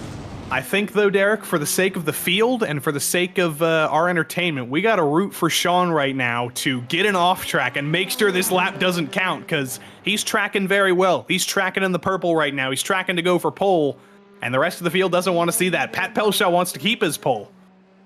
Yeah, Pelshaw, we're currently to 1:30.654. Wants to keep that pole. Campbell wants to take it away and score those points again for having the pole here in the PRL. And this will be the last lap around, so we'll wait and see here, as he's going to be about 40-some seconds. He might get another lap around it. I apologize, I thought he was further back in the track than that. Let's wait and see what he's going to be at. Here comes it around, and a 1:31.35. If that's the official time, that would be a new pole when it is. Indeed, Sean Campbell waited until the last moment, waited until the last lap, and crushes Pat Pelshaw's dreams, unfortunately. Sean Campbell will start from pole yet again, unless something absolutely insane happens in the dying 20 seconds of this qualifying session. John Leedy coming to the line. He's doing something of his own to try and improve. Picks up a couple thousandths, and you only need a couple of thousandths to improve. Picks it up from P10 to hop up to P9 ahead of Mr. Andrew Wood. That was the last competitive lap on the track, though, and as the clock ticks to 0 in closed qualifying, that means qualifying comes to an end. And we do have your grid here at Mugello. Not much of a surprise to see Sean Campbell up on pole yet again, but the pressure's on. It's Mugello. Off tracks come quickly. Incidents come quickly. And Pat Pelshaw is going to be looking to put the pressure on into turn 1 and force him into a mistake. Boris Ovando needs some points for PRE. He'll start 3rd. And Dayton Lowe looking to follow up on his teammate Aiden Young's success earlier tonight in the Fiercely Forward GTP. Nicholas Schwartz and Bradley Holly continuing their strong runs this season. It's all Wadaback on row number 3. Nathan Ray and Kwok Nin, the privateer, starts alongside the Vaporworks driver on row number 4. Jeff Evans, the 3rd Wadaback driver, starts in the top 10 yet again. He's alongside Nikos Sanadakis. Carter James is back for Echelon Simsport. He starts alongside Johnny Luna to round out the top dozen. Unlucky 13th goes to Karsten Quint, last driver to set a qualifying lap time in GTP, and for that matter, the last driver on the grid in GTP. Down in LMP2, though, it's a little bit bigger of a field, and Jack Hedgecock's your defending champion of the last 2 seasons, on a comeback after a bad start to the season. He'll start from pole yet again. Alex Crow, your winner from a very wet Imola a couple of weeks ago, starts alongside him. Rob Campbell has not yet won a race this season, but he certainly looked like a race winner. He certainly looked like a championship contender as he starts 3rd. Jeremy Carter, still looking for that first win in the PRL. We know he's a fuel save master, though. He'll start from P4. Caleb Lehman in the Caleb Lemon Mobile starts P5, and Chip Michaels, strong run from him in qualifying, he'll start P6. Marco Jansen, speaking of strong runs, the Dunder Mifflin driver, I think that's his best qualifying of the season for Marco Jansen. Joshua Chinsky starts alongside him, and John Leedy and Andrew Wood round out the top 10. Matthew Carroll for the Dunder Mifflin car starts P11. Eddie Layton for the Hyperion squad starts P12. Unlucky 13th goes to the first of the Moradness entries with Craig Bray. He starts alongside his fellow monosyllabic driver Nathan Mon. Tyler Pierre Richards, very brightly colored car. You're going to be seeing much of him, and he'll start alongside Josh Goen in the Sapphire Goen Racing entry. John Krauser, the last of the Dunder Mifflin drivers, starts alongside Andrew Venaro on row number 9. And last but not least, you saw him at the end of qualifying, didn't quite get a representative lap time in, so Jeff Fleischman will start shotgun on the field, P19 at Mugello. So 13 cars in GTP, 19 in LMP2. It's a little bit smaller of a field than we've seen in previous weeks and that we saw at Aragon a couple of moments ago, Derek, but still lots of cars and lots of action, lots of unresolved storylines waiting to come. Yeah, lots of things here, lots of corners, there's 15 of them to be exact, across this beautiful 3.259 mile or 5.245 kilometer racetrack here. Welcome to Italy. Lots of beautiful food to be had here, Joey. But before we can have dinner, we need to finish off this appetizer and see just what kind of delicious things can happen in the next moments of this race. We got to get a stew going here before too long.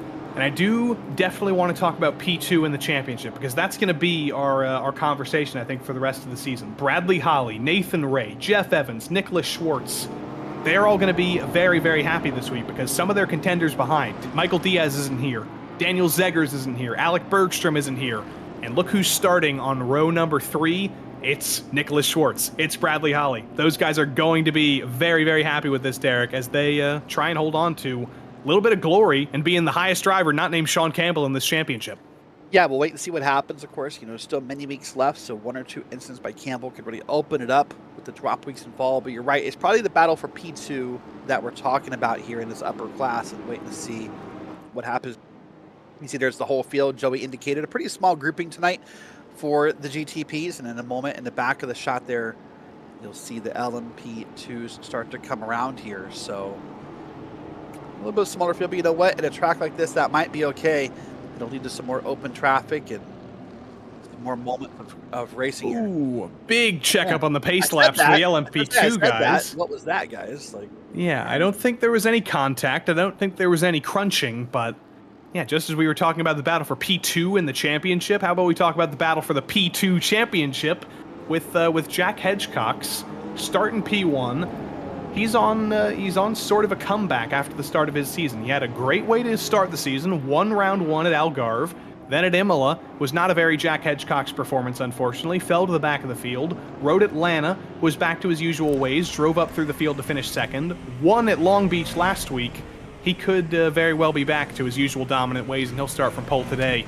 The forecast, though, Derek, that's good news for every driver in the field, not just our pole sitters. 67 degrees Fahrenheit, that's almost as cold as it gets. And that's good news for not overheating the tires, where every corner is high speed here. Yeah, it's very much good news. By the way, the other good news, the last I looked at our forecast, Joey Tabin, 0% chance of rain. So that's good news for some drivers as well. I agree. I want it to be rain. I want a monsoon to come through here, but not what we're going to get this week. But look at the clouds, though. The comments I got from the drivers is, yes, it's cloudy, and they were stoked because there's no fighting the sun in your eyes when the clouds are in the air. One thing about Mugello that's especially notable is that canyon, that valley of the front stretch. It's so long. You've got tall grandstands, and it all fires into a narrow, heavy braking zone at turn 1, and every driver is going to be looking at that right now to try and knock Sean Campbell off the top spot in GTP, to try and knock Jack Hedgecox off the top spot in LMP2. But the iRacing Porsche pace car pulls down pit lane, and Sean Campbell takes control of the field. He's got a very hungry group of drivers behind him looking to pounce. It's a late start, and he does finally make it happen, but Pat Pelshaw immediately slots in line. Is he going to be able to be close enough into turn 1 to go for a dive? I'm not sure he is. A little bit too far back already. Dayton Lowe and Boris Ovando come together before turn 1 even comes. Nicholas Schwartz involved as well. Destruction to the front end of the Whataback Acura. Kwok Nin wide in turn 1 as well as they take the green flag in LMP2 on the right side of your screen. Hedgecock's in control into turn 1. Jeremy Carter pounces to P2. Excellent start from him. Crow slots down into third as they're side by side. It's like a pace lap on the right side of your screen in LMP2, Derek, as they try and resolve things through the first corners. Looks like the LMP2 saw what happened for the faster class and said, hey, we can race it cleaner, and they did, because they all got through there, as far as I could tell, perfectly clean as compared to the faster class of GTPs. Boris Obando likely out of this race, I would think. We'll wait and get confirmation on that. But a big calamity here, big carnage. And wow, what a moment to start this race here at Mugello. Just like you talked about turn 1 being a problem, and sure enough it was, Joey. Yeah, Boris Ovando's okay. Dayton Lowe, though, heavily damaged, and Nicholas Schwartz, the other driver involved. Just a little bit of an argument into turn 1. It's a little bit of a pinch point, and you don't normally see a wreck on a straight, but when you're going for the same piece of real estate, it can very easily happen. Kwok Nin wide, though. His teammate Nico Sanadakis gets through on him, and look at Johnny Luna trying to make it happen around the outside into the final corner. It has not been a comfortable first lap for Kwok. He is getting swallowed up, and Johnny Luna's ready to make it work the long way around oval style as he's forced to slot in line and slot back in the draft. By the way, that's how fast the lap happens here already. We're done with the first one. You see Johnny Luna is going to try and make the move here and get inside of Kwok Nin. Let's see if he can make it happen. Whoa, send from Kwok on his teammate. No team orders over at Vaporworks as Kwok does get to the inside of Sanadakis and does take that spot back. It's been such a strong season from Kwok Nin so far. Didn't quite go his way at Long Beach last week, but whose way did it go other than the race winners? Other than that, he's had some very strong runs, and that was a Kwok Nin move right there into turn 1. Yeah, great move by him right there. So now he's got a little bit of space here before he has a little bit of traffic behind him, so he can breathe for just a moment here. This is the battle for P7. Oh, there's a car around. I think I saw a piece of the car behind him as well there.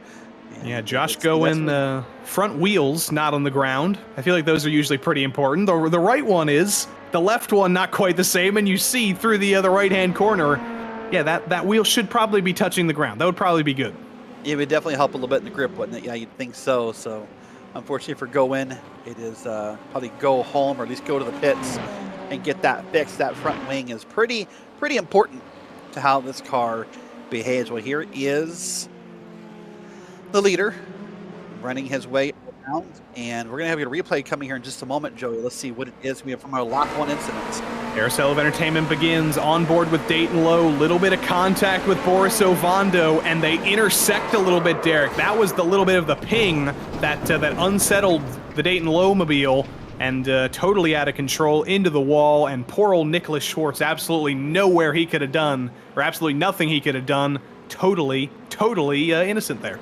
Yeah, nowhere to go, nowhere to hide, if you will. Let's see it from an top point of view. Oh, man. Yeah, that's the unfortunate part of racing in tight quarters like that, is oftentimes the drivers behind the wreck feel like they're the ones who end up getting the worst of the damage, just because of the hitting the cars, the hitting spinning cars and everything. Oftentimes it feels like maybe it's not the driver of the wreck who gets the most damage, it's the people behind them. And we mentioned that battle for second in the Drivers' Championship. Suddenly, Nicholas Schwartz is going to be suffering that little bit more in that battle for P2. Lehman and Chinsky going at it in LMP2, and Matt Carroll got into trouble on lap 1, sending it into the final corner behind John Leedy and going for a little bit of a half spin. Yeah, a little bit of half spin, got up there just on the outside paint of the corner and waited for it to be safe to get back out there. You're right, so lots of contact happening so far, and wait and see here. Of course, there's still 40 minutes of this race left, so lots of potential there. There's Nathan Ray, I believe, came into tonight second in points. Got Boris Ovando behind him. That's P4 and P5 battling here. A little bit of a wiggle out of the final corner, out of Buccine there from Ray. That's not going to be good news for him onto this long front straight. Ovando in the draft, closing and closing and closing even more. Into turn one, Boris to the inside. Ray breaks later, though. He's trying to fight this back around the outside. Boris, though, with the shorter run on the inside, slightly less banking, though. He's still forced to the outside into the first chicane, through Luco, through Pajaseco. Nathan Ray hangs on. Great job holding on there, and Nathan Ray, as you said, trying to keep that spot in P2 in points. Let's see our next replay here. I think it's spooled up here. Classic Mugello. Classic Mugello for Josh Goen. Clips the gravel and ends up sending it into the wall, Derek. That's the trade. With every corner being high speed, you get a little bit of asphalt runoff. You get a little bit of help, but then you've got gravel, and 2 tires on the gravel, 2 tires on the asphalt doesn't really add up well. No, a couple of rough nights for Josh. He spent last night in the PRL Cup Series battling in Dover, a track where there's not a lot of runoff either. That wall out of turn 4 will bite you every time if you let it. And here tonight at Mugello. Well, here's 6th, 7th, 8th, 9th, and 10th. This is Chinsky back through Marco Jansen. You see all the names on your screen there. There's sort of a little choo-choo train riding around, trying to kind of keep each other at bay. No need to be too aggressive here. Just kind of ride it around. And there's a little bit of gap between everybody. And the old choo-choo Chinsky train. This is kind of what we expected at Mugello. It's not a track that's known for... It's not a track that's known for aggressive racing. It's not a track that's known for passing even, but it is a track that we always look forward to the strategy on, because there's so much opportunity for fuel saving. There's so much opportunity for trains like this to form that you're going to be looking at every driver in that train to probably be thinking something different on strategy and trying to save fuel. These guys aren't thinking about strategy, though. They're just thinking about track position. Johnny Luna, Carter James, Karsten Quint. They're going at it for the last 2 spots in the top 10. They know that's what they're going to be fighting for at the end of the race, so they're just going to throw everything at it. Yeah, throw everything at it and see what happens, and see if you can make something positive happen here. As you said, 9th, 10th, and 11th, so really trying to be back in the field and still stay relevant are these 3 drivers here. And doing a pretty decent job of keeping on the track here. Off tracks are not the concern that they were last race, Joey, so I'm not as concerned about drivers getting disqualified here for off tracks, but with all the contact we're seeing, maybe for a different reason. Eddie Layton has been moving forward slightly from where he started P10 up to P8. Good little journey for the Hyperion driver. He was probably practicing, I have to imagine, but he also may have been watching his teammates and seeing what they were doing at Aragon.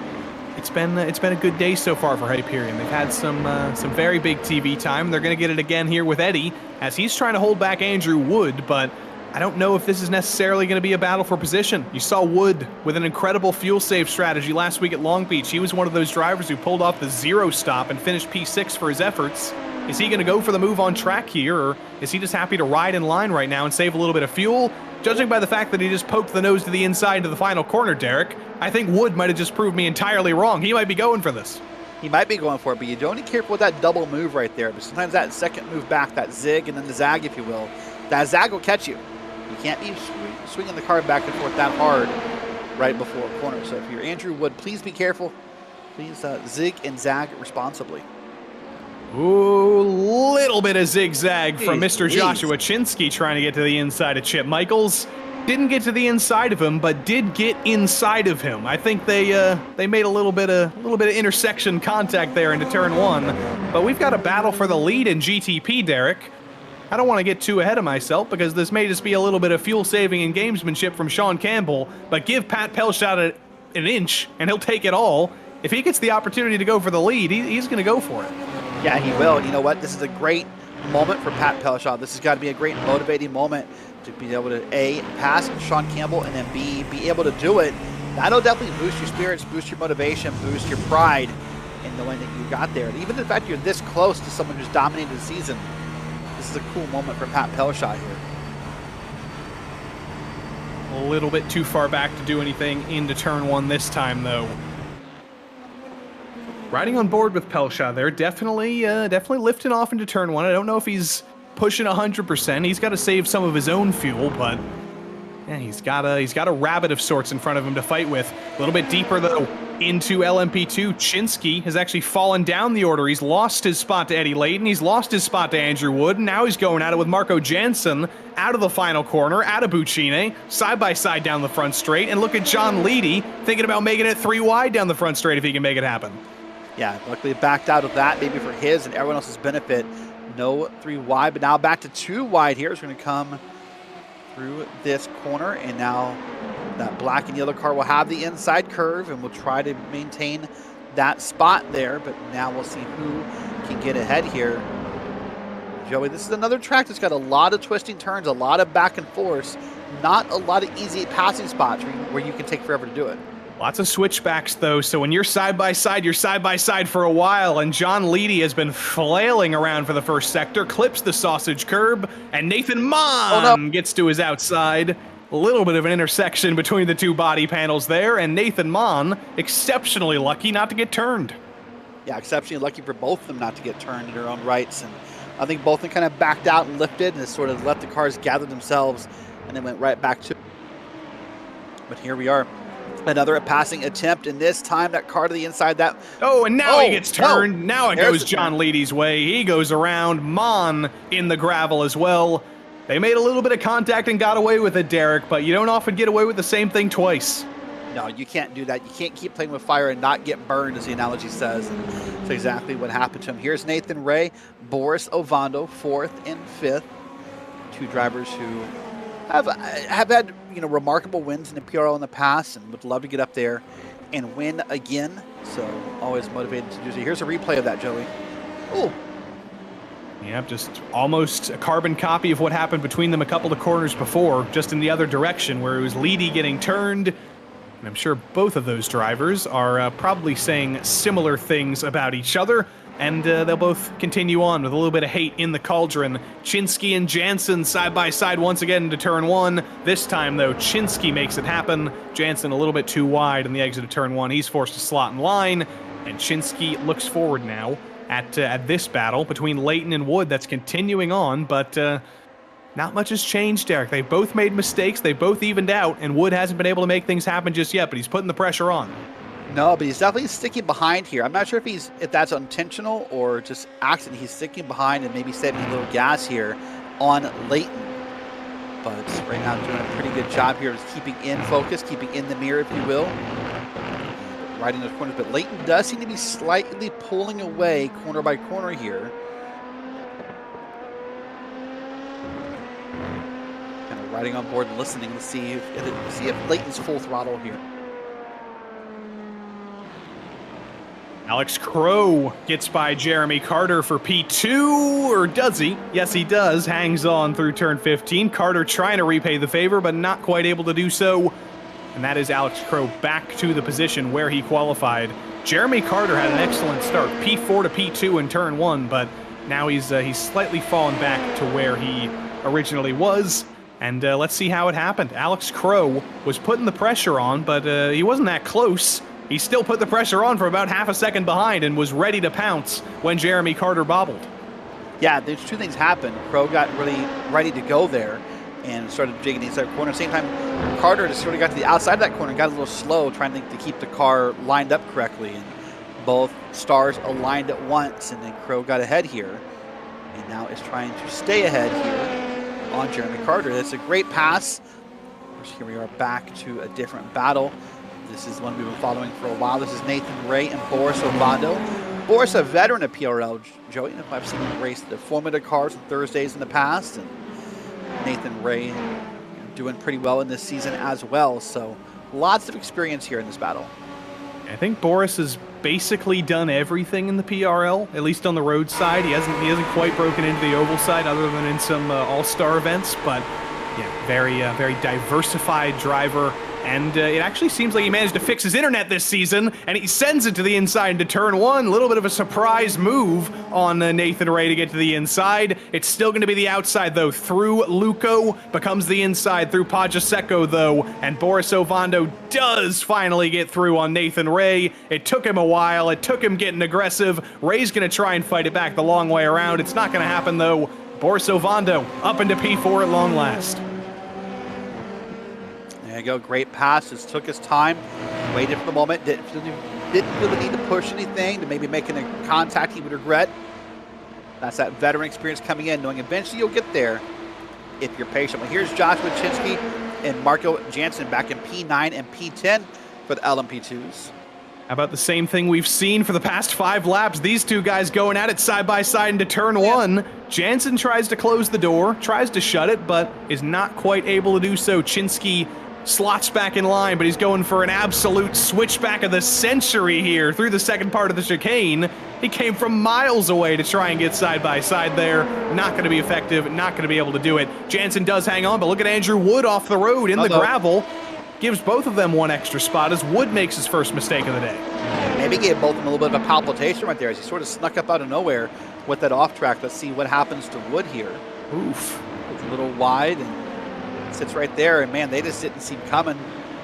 But they luckily got around him and they went wide of that corner, and all's well that ends well with Andrew Wood.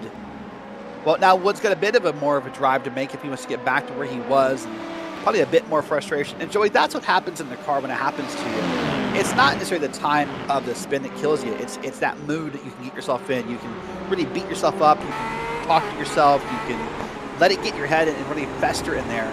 And that will lead to more mental mistakes. Riding on board with Nikos Sanadakis. He's got a little bit of a train behind him. One of the best names in the PRL, I gotta say, Nikos Sanadakis. Always look forward to seeing him on a sign-up sheet because he's got such a fantastic name. He's got the Z's and the D's and the K's. It's great stuff there from Nikos, and another driver who's been successful in many different types of racing. He's done open wheel, he's done sports cars, he's done GT3s, and it's always good to see him continuing on the PRL tradition, the Vaporworks driver. And you know, that really speaks to how popular PRL is amongst these drivers, that very rarely do you seem like you find a PRL driver who's committed to one thing. Yeah, they exist, and those are more than welcome, but you see drivers across PRL doing everything, whether it be GT3s, GT4s, NASCARs, Whoa, Carter James. And man, Sorry, Carter James, Derek, but that's okay. sending it. Carter James wanted to do the one thing right there, and that was send that into the corner. But I just want to finish that and say, hey, you know what? That's how popular PRL is. We see these guys all week long racing everything. Carter James flashing the lights on John Krauser. He wants to run away from this battle after going for that send, and he's going to be successful out of the final corner. The only Acura in the field, so he's got a little bit of extra pressure on his shoulders. He's holding up the entirety of the Detroit auto industry with General Motors as the only Cadillac in a sea of Acuras. The number 38 though of Andrew Vanaro down in LMP2 has been around. He's been having to drive forward after starting a little bit deeper in the order than he'd like. He's got Nathan Mon behind him, though, who's going to be driving angry after that incident with John Leedy. And that's a combination that'll certainly lead to some excitement. An angry driver and Andrew Vanaro of New York. I'm excited for this. Yeah, that'll be interesting to see. It's interesting to me that Carter was the one flashing lights back there, Joey. Thought everyone else would have been flashing at him for the send he made. But here we are back with Chinsky and Tyler Pierre Richards back here. This is P9 and P10 for LMP2 now.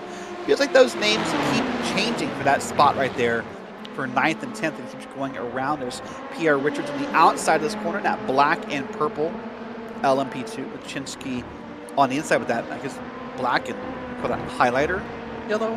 I call it highlighter. I don't know what happened to Chinsky on this last lap though. He was with Mr. Marco Jansen for the entirety of the last 15 minutes, basically. And now suddenly, about a second or 2 seconds between those two, the best of friends have been ripped apart. And now Joshua Chinsky's just trying to hang on to the last spot in the top 10. Trying to hold on indeed, but Pierre Richards has different thoughts. He wants to keep the pressure on and maybe get that pass made. So we'll see as this race goes on. About 26 minutes here. And we're getting close to the halfway point here. So lots happened in this race. Lots of exciting moments, but we're not done. And we'll see how these cars behave with less gas and changing track temperature-wise and everything else. Chinsky going to be looking forward to the month of May, I'm sure. Indianapolis's own Joshua Chinsky. We've seen him celebrate his Indianapolis roots many times in this series, but for now, it's still April 29th. He's still got one more day before he can start getting excited about that, and he gets a little bit too excited into the final corner, opens the door for TPR, and Tyler Pierre Richards gets side by side down the front straight. It becomes a battle of the lack of downforce. Who's got a little bit slipperier of a setup? It's an open setup series, so you can be as fast as you want in a straight line. Chinsky's a little bit faster in a straight line. Tyler Pierre Richards, though, faster in the braking zones. More downforce, trying to make it work around the outside. A little bit of a bobble from Chinsky gives Tyler Pierre Richards the inside in turn 2. Chinsky hangs on the inside, though. Tyler's still there, switching it back. Chinsky's going to hang on for the moment as he's got a nose to the inside into turn 4. There's been a couple touchy moments right here for these two battling since the straightaway. I thought Pierre Richards didn't know thought he was clear. Almost came down on Chinsky before the first corner, but now they've got it sort of settled here, and Chinsky's got himself that bit of that lead. Not too much here, maybe a couple tenths of a second. And here we go. Now this is going to be a battle for the Ovando and Holly. Sorry to have a little bit of stuttering here. Yeah, Boris on his drive forward after his little battle with Nathan Ray. Definitely lost a lot of time there, but now he's on his recovery, and he's back up onto the podium with his teammate Pat Pelshaw. It's kind of where he belongs, but Bradley Holly's going to be disappointed. He wanted that podium. I don't believe he's been on the podium in a GTP car before. He still could be, though. There could always be an issue with Boris Ovando. There could always be trouble further ahead, and Brad's going to keep that fight up. He wants that podium desperately. Back to the end of the top 10 in LMP2, though.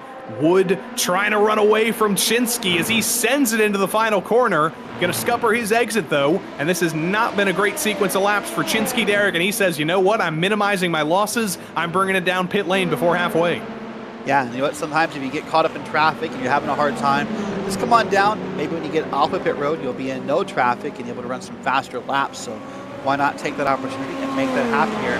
So at the 24-minute mark will be when Chinsky entered pit road. Here is 8th, 9th, 10th, and 11th. Johnny Luna's back here. Carter James, we saw make that big pass earlier, and Karsten Quint is back here in 11th. So some names back here.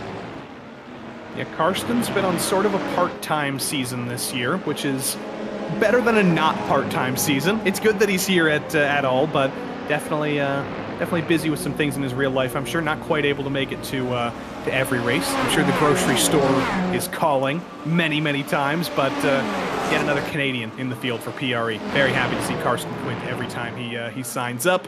Into turn 1, though, Sonidakis holds the apex, holds Luna back, and the frustration only builds as Carter James has flashed the lights today. He's getting frustrated riding in line. Johnny Luna's getting frustrated riding in line. I'm sure Karsten is getting bored of seeing 3 cars in front of him. You can feel the tension rise in this battle, Derek, and you have to imagine there's going to be something going on here soon. There's going to be an attempt at a pass. There's going to be some kind of move before too long, because you can't just ride in line with as aggressive as these guys have been. Yeah, the tensions are rising. The brakes are wearing out. The tires are wearing out. Patience is growing thin. The clock is ticking down. I agree with you. Right here is, by the way, this is that battle. This is Holly up here now with the battle for Ovando, and they were side by side for a moment. And Bradley Holly has gotten around, by the way. So Bradley Holly having a great moment here at Mugello and trying to now pull away from Nathan Ray. Yeah, Holly gets around Nathan, doesn't get around Nathan, holds on to P4 rather. Nathan was trying to fight him, and Brad says similar thing to Chinsky. I'm minimizing my losses, bringing it down pit lane after losing a little bit of time, and Boris Ovando does exactly the same thing. Strategy's kicking off a little bit earlier than we're used to in this series. Normally we wait until about 10 minutes to go, single digits of minutes to go before we start to see the majority of the field come down, but Boris Ovando's down, Holly's down, his teammate Jeff Evans is down pit lane as well. This is going to be a wide open pit window at Mugello today, Derek. And it may surprise to me some people coming down this early, Joey, because with the track as cold as it is when we saw the temperatures last, that means you should have more grip in the track. You shouldn't really be burning off the tires as much, so I'm a little stunned to see cars already down pit road. I would have thought this would have been the race where people would have made it last as long as humanly possible. Vando's out of pit lane, 23 seconds. Holly out, 25 seconds. So the theoretical podium for Holly, unfortunately, even more unrealistic with a couple extra seconds in the pit box. But that's just differences in fuel. I don't think you're seeing tire changes this early. It's just who can save the most fuel, who can shorten that pit stop the most. Because in a 45-minute race, it's a sprint race. You're not really thinking long-term. You're not thinking like an endurance race where it all adds up in the end. The only thing that matters, the thing that can decide a win or decide a battle for position in the middle of the field is that pit stop. And if you're able to save half a second of fuel, for example, and you're in a battle like this, that could be the difference between finishing P11 like Karsten Quint or finishing P7 and gaining 3 spots. And all that comes down to half a second of fuel. And some of that, it really is just simple math. We'll talk about here in a second. We're watching this battle happen. I was always kind of taught, Joey, that depending on the track, you know, basically 1 second of pit road time is equate to double, so 2 seconds on track time. So you're right.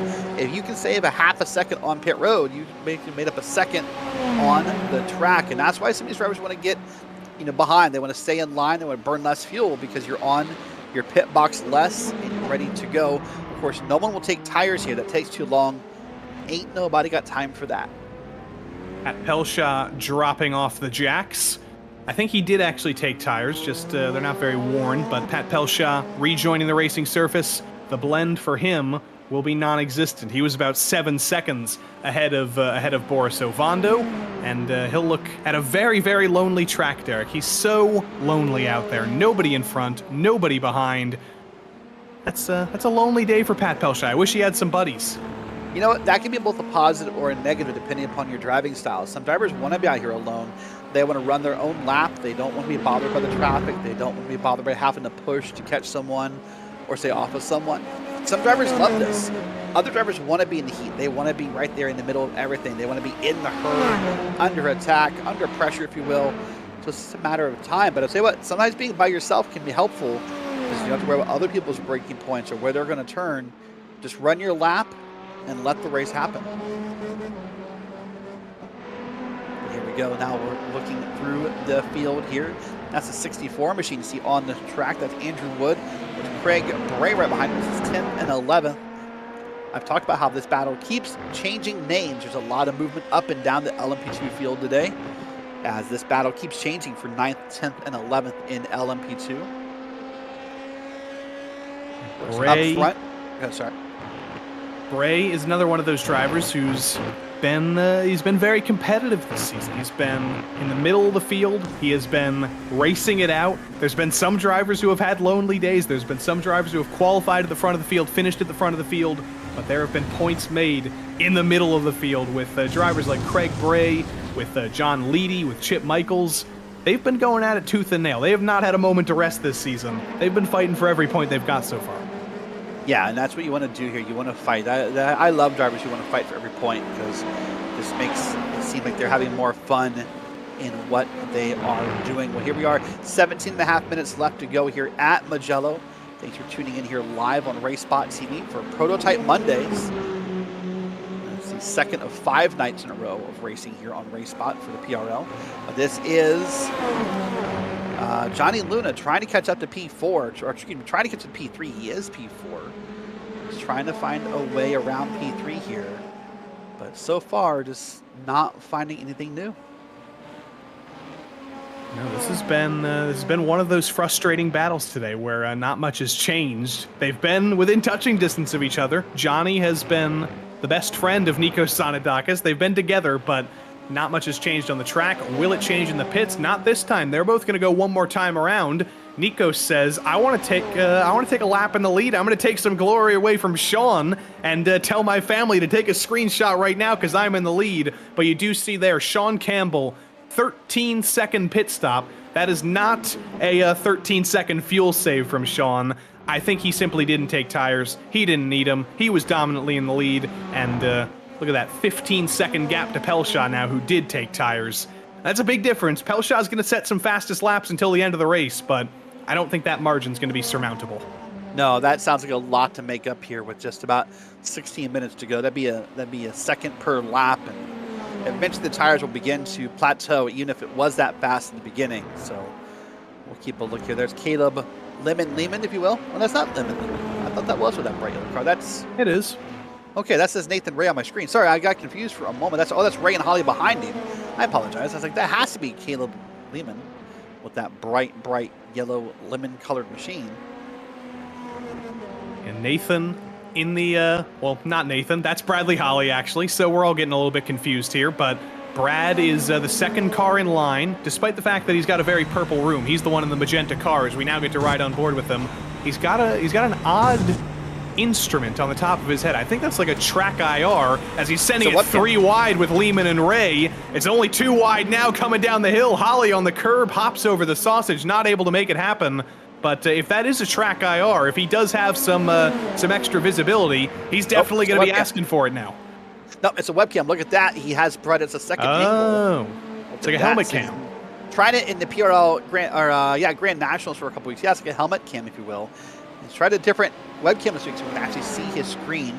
It's not whitewashed out there. Thank you for that, Bradley Holly. By the way, up on camera left, if it ever goes back to him, if it ever rotates back, he's been clearing space in his desk, Joey, because he told me there's a new Lego Star Wars coming out this week, and he has to get that new TIE Interceptor. So that's what's going over on his camera left here soon. Is Brad going to try and repay the favor into turn 1? He pokes a nose to the inside, but not quite far enough alongside. You do need to be that little bit alongside to actually go for a move into turn 1 with how high speed that corner is. But not going to do it this time for Brad. He'll keep the fight up. Pit stops have kicked off down in LMP2 as Jack Hedgecox from the race lead has finally brought it down pit lane. Chip Michaels is going to do the same. It's a wide open pit window there too, Derek, as Hedgecox, I think, is going to come out in a little bit of traffic behind Tyler Pierre Richards, behind Craig Bray. Could be good news for Mr. Alex Crow if Jack does end up behind a little bit of traffic. Is he going to, though, is the question. I don't think he is. I think he's actually timed this perfectly. I see clean track in front and behind. It's going to be a little bit of a track day for Jack Hedgecox as he warms up the tires. Yeah, you talked about being alone earlier. That is the epitome of being alone. Let's see some other cars here. There's Sean Campbell, I believe we're looking at right here. Look at there on the left side of your screen. Finally, the GTPs are pitting. Santa Doc is pitting. Johnny Luna pitting. So Sean Campbell will resume his spot as the leader, while a couple other drivers got a bonus point here or there for leading in this race. This is an interesting battle now between Campbell and Pelshot because you've got Sean on no tires versus Pat on tires. How much of a difference is that actually making?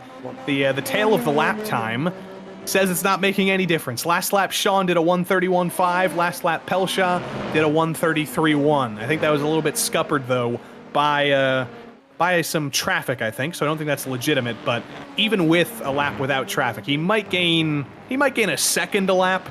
He's not going to gain the 3 seconds a lap I think he's going to need to catch Sean. So it'll help him a little bit, but unfortunately, it's a little bit too much of a gap to make up at this late stage of the race. Yeah, this just seems insurmountable, doesn't it, unfortunately, for Pelshot. Tried something, and I respect that. I really do. Sometimes you have to be out there willing to experiment to find out what will happen. But here is John Leaney and Joshua Chinsky, now 11th and 12th, back here in LMP2. And then it's going to be a faster class car stuck in between them here. That's Boris Ovando, I do believe. Yeah, Boris coming through in the Acura, in the GTP, the faster car coming through. I just gotta say, it's been a shame for Joshua Chinsky today. He's been off his game, unfortunately, but he's going to be as unhappy as any viewer is with the unfortunate events of his race, and he's going to be looking to next week. He's going to be getting the practice in, and you're going to see Joshua Chinsky back to full fighting force. He's a driver who's won races in this class before, and he'll definitely be taken this week as a little bit of an L to come back from and go back to his old fighting ways. He might be able to get a move back on John Leedy, though, before the race is over. John falls back in a straight line, a little bit slower, maybe a little bit more downforce on that car. Into the braking zone into turn 1, gap about 0.7 of a second. Chinsky closes it down a little bit, but he's still got about half a second to make up. Yeah, half a second to make up here, and really struggling to find a way to do it. It feels like just kind of all over the lines, trying to see if we can find something that's faster, and just kind of searching to see if he can make it happen here with about 11 minutes to go. This is the battle from back in P10 and P11. So back in the field here. By the way, I just want to give an update. Eddie Layton has disconnected, Joey. Sounding maybe some internet problems for him, so he is done for the night. Eddie Layton retired at Mugello. And you know what the problem was, Derek? I don't, but I know I'm missing a pun here. It was his latency. Oh, that's a good one. That's a Sorry, good one. Eddie. Sorry, Eddie.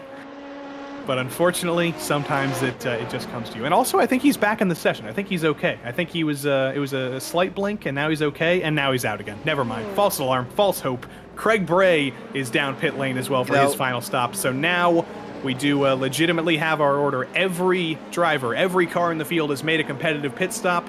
And now, with about 10 minutes to go, with Nikos Sanadakis navigating his way through the last bit of traffic, I say, Derek, let's through the field. We've seen a lot of action today. We've seen basically every driver in the field so far, but let's see everybody and tell their story a little bit. We started the head of the field with Sean Campbell. He's a driver who we've seen maybe a little bit too much of this season as he disappears from the corporeal realm and rejoins our screens once again.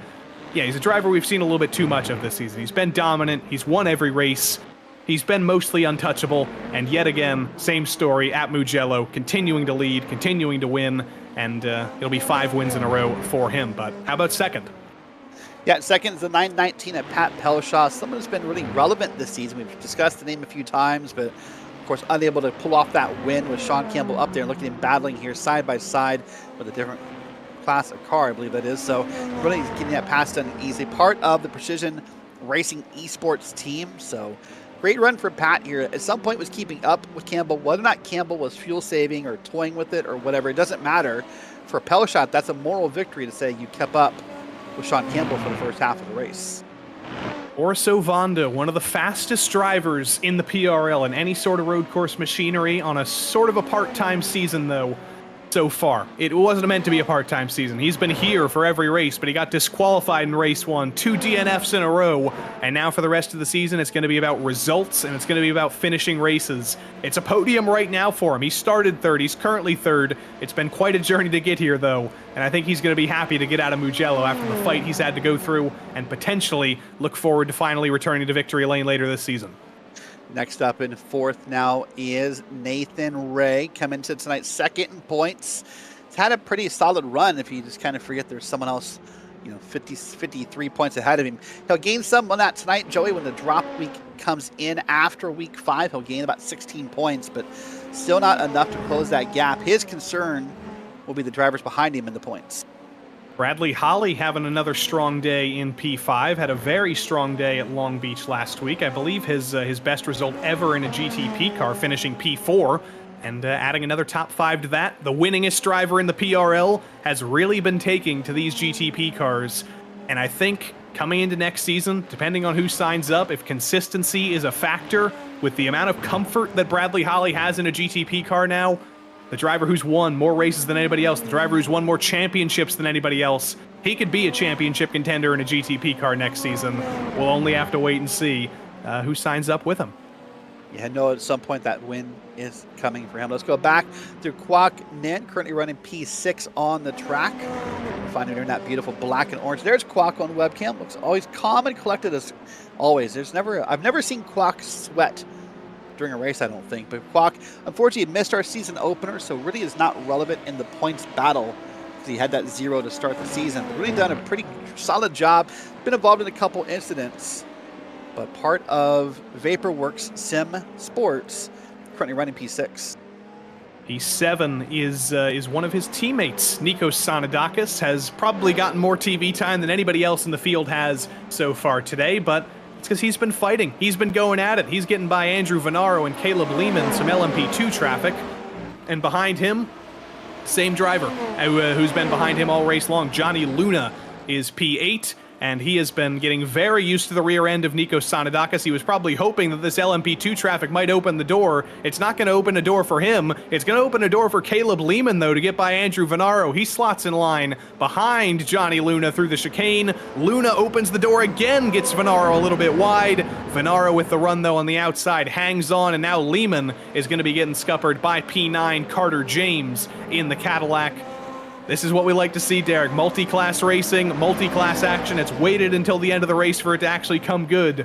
But everybody gets through cleanly. Sanadakis hangs on, Luna hangs on, James hangs on, and to round out the top 10 in GTP, it's Mr. Jeff Evans, who's a little bit on the back foot, qualified up with his teammates Holly and Schwartz. Fallen back a little bit over the course of the day, still top 10 for him. Consistency has been the name of the Jeff Evans game in GTP for his entire career, and yet again, he's done the same. 5 minutes to go but not much going on in LMP2, so let's take you down that order as well. Jack Hedgecock's leading the way, as he has all race long. No real surprise here. Dare we call him the Sean Campbell of LMP2, as he has absolutely been that this season. Dominant at most times, and with a win today, that'll put him in the dozens of wins in an LMP2 car. Great stuff from him, but Alex Crow has been keeping him company. It's still a solid run so far, Derek. Yeah, Alex doing a great job here tonight. Has also shown moments of brilliance in this season. So unlike the GTP battle, Joey, there's been moments of different leaders, different victors, different everything in LMP2. Alex is really having a great season here, and it currently is really hoping to be involved in whatever points battle there can be. He's a privateer. I suspect someone should probably talk to Alex and see if they can nab him on a team to help them win a team points battle if they can, or at least get ready for next season. And those phone calls are definitely going to be going out this season to see if they can get Alex to help out a struggling team. Jeremy Carter, though, in P3, I think he's going to be one of those drivers who teams want as well. He used to have teammates. He used to have Damian Benke with him, but now he's been a privateer on his own this season. And this has been one of his finest races. This is a driver who has almost won a race before.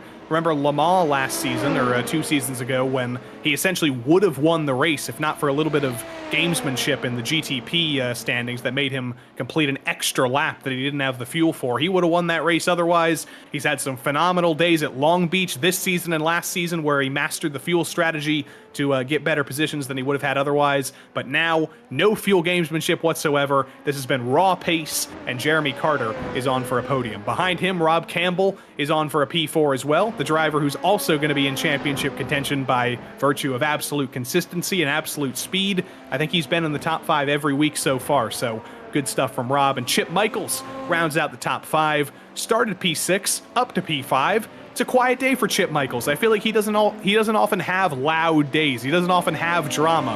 And yet again, it's going to be a solid top 5 from Chip, and a big day for Goen Racing Sapphire in their fight for the team's championship. But Marco Jansen's having a solid day, Derek, for the Dunder Mifflin Racing Company. Yeah, one of the fans of RaceSpot, one of the RaceSpot friendly teams. Sometimes we go in and poke him before or during the race and talk with him, but Marco's having a solid run. Unfortunately, pretty far back today in P6. That's a lot of time. You see on your screen 33 seconds, but driver of the 97 machine. And another driver who I think really has some quiet races, Joey. And unfortunately, that doesn't need a lot of press time. But as a driver in the league, it makes you really happy that you're not involved, in a lot of the drama. And he's one of those new names to the PRL. We're always happy to see new names. We're always happy to see old names, but we're always happy to see new names make themselves old names. Think about all those drivers who joined the PRL for the first time all those seasons ago. Jack Hedgecocks, who are now household names. It's great stuff, the start of a journey. Down in P7, Andrew Wood having another good day. He was kind of the unsung hero of the fuel strategy at Long Beach last week. We were so focused on Alex Crow and Jeremy Carter that we didn't see Wood doing exactly the same thing coming home in P6. So well done to him, and an outside championship contender potentially with the consistency he's had this season. The driver from just down the road to me in Connecticut has been having yet another solid day here at Mugello. And behind him, speaking of solid days, Craig Bray up many spots from where he started. P8 for him in the number 709. Slightly alternate pit strategy, longer fuel run to begin, and a shorter pit stop than some others at the end. Has him in a solid P8, up 5 spots from where he started. John Leedy has been out of pit lane for a very long while. He was one of the first LMP2 drivers to bring it down, and he's up 0 spots. He may be down 1 spot, though, because the last spot in the top 10 is Joshua Chinsky, who doesn't want to be the last spot in the top 10. He wants to take P9 away, and he's only got 1 or 2 more laps to do it, Derek. And right now, Chinsky's all over Leedy. Watch this battle here happening with about a minute and a half left here. So 1, maybe 2 laps to go, depending upon where our class leader is on the track. And look at that. Leedy got a big run there out of that corner. Opened that gap a little bit here. Now down through the right-hander. And that gap has opened a lot here. And now Chinsky's under attack. Oh, and Chinsky's off the road and spins through the gravel. That was Johnny Luna in the Acura GTP coming through, and a little bit too wide for Chinsky. A race of pain and frustration for him. Unfortunately, one final bit of frustration dumps him out of the top 10, dumps him out of the top dozen now as Andrew Venaro gets by. Joshua Chinsky's going to be happy to get out of Mugello in 50 seconds. Yeah, he'll be stoked. Watch this here. Up on the curbing. Gets that GTP below him. It just got a little too high. Got maybe one wheel. Oh, man, did he get tapped there? If not, that was darn close. We got one wheel up on that gravel there, and the car just went around there in that moment. Yeah, that was Carter James avoiding him, and Carter probably had the scariest moment of anybody there. There were inches between him and the rear end of that LMP2. Sean Campbell, though, through the final sector. Is this going to be the white flag, or is this going to be the checkered flag for Sean? I'm not entirely sure. It's going to be a race against the clock as he sends it into the final corner through Buccine. Will Sean be able to take the white flag here? 7 seconds, 6 seconds, 5 seconds. It might be the checkered flag. I'm not going to be able to tell you because it's iRacing timing. It is the checkered flag at the last second. Sean Campbell continues his undefeated streak in a GTP car and wins at Mugello. 29 wins in the PRL for him, getting that much closer to a 30-win mark that not many drivers have done in the past. Jack Hedgecock's a good mark for him as well as he wins an LMP2. A dozen wins now for Jack Hedgecock's in the LMP2. If there's a master of the LMP2 car in the PRL, Jack Hedgecock's has truly solidified himself as that. 12 wins for him. But I believe we've had a little bit of trouble on the last lap, Derek. Johnny Luna and Carter James going at it. This isn't a replay. This is live pictures trying to resolve P8 in the final corners. Let's see what can happen here. We've seen Carter James send it through a corner before. We'll see if he has a desire to do it again. And right now, they're going to keep battling here. Let's see what's going to happen down through the left-hander. Both ride the bottom of the corner pretty well. Carter gets a little bit wider. Maybe by force, wants to set up a move, but is not going to make it happen. I think they're going to finish in that order. Luna 8th and Carter 9th, but that was darn close. Almost a photo finish between them two, and Jeff Evans rounds out the top 10.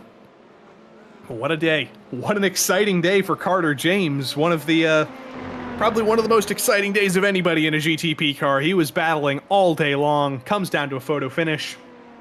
This guy, though, Derek. Jack Hedgecock's. That's a typical Jack Hedgecock show. Some might call it boring, some might call it uncompetitive, but I call it Jack Hedgecock's continuing to silence the critics and say that that he's still the best driver in an LMP2 car in the PRL. Spare a thought, though, for Alex Caruso, championship leader, not here tonight. He's going to have to take this as his drop week, and he's going to see Jack Hedgecock's winning and know that that is going to make his life that much more difficult. Jack is going to get a victory lap. He's going to get a run across the line, but I believe that is everybody finished.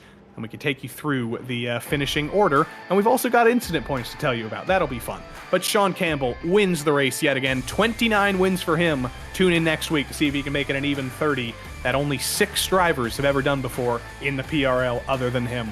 Pat Pelshaw, P2, Boris Ovando, P3. Good day for the 2 PRE teams. And Nathan Ray, P4. That'll keep him in second in the Drivers' Championship. Bradley Holly, P5 for him, another top 5 that'll keep him in contention for P2 in the Drivers' Championship. And Kwok Nin, another strong day for him. He's really taken to these GTP cars as he finishes P6. Nikos Sanidakis was a very popular driver in the camera. He finishes P7. Johnny Luna and Carter James a photo finish to the line. And Mr. Jeff Evans rounds out the top 10 in his bright pink Acura.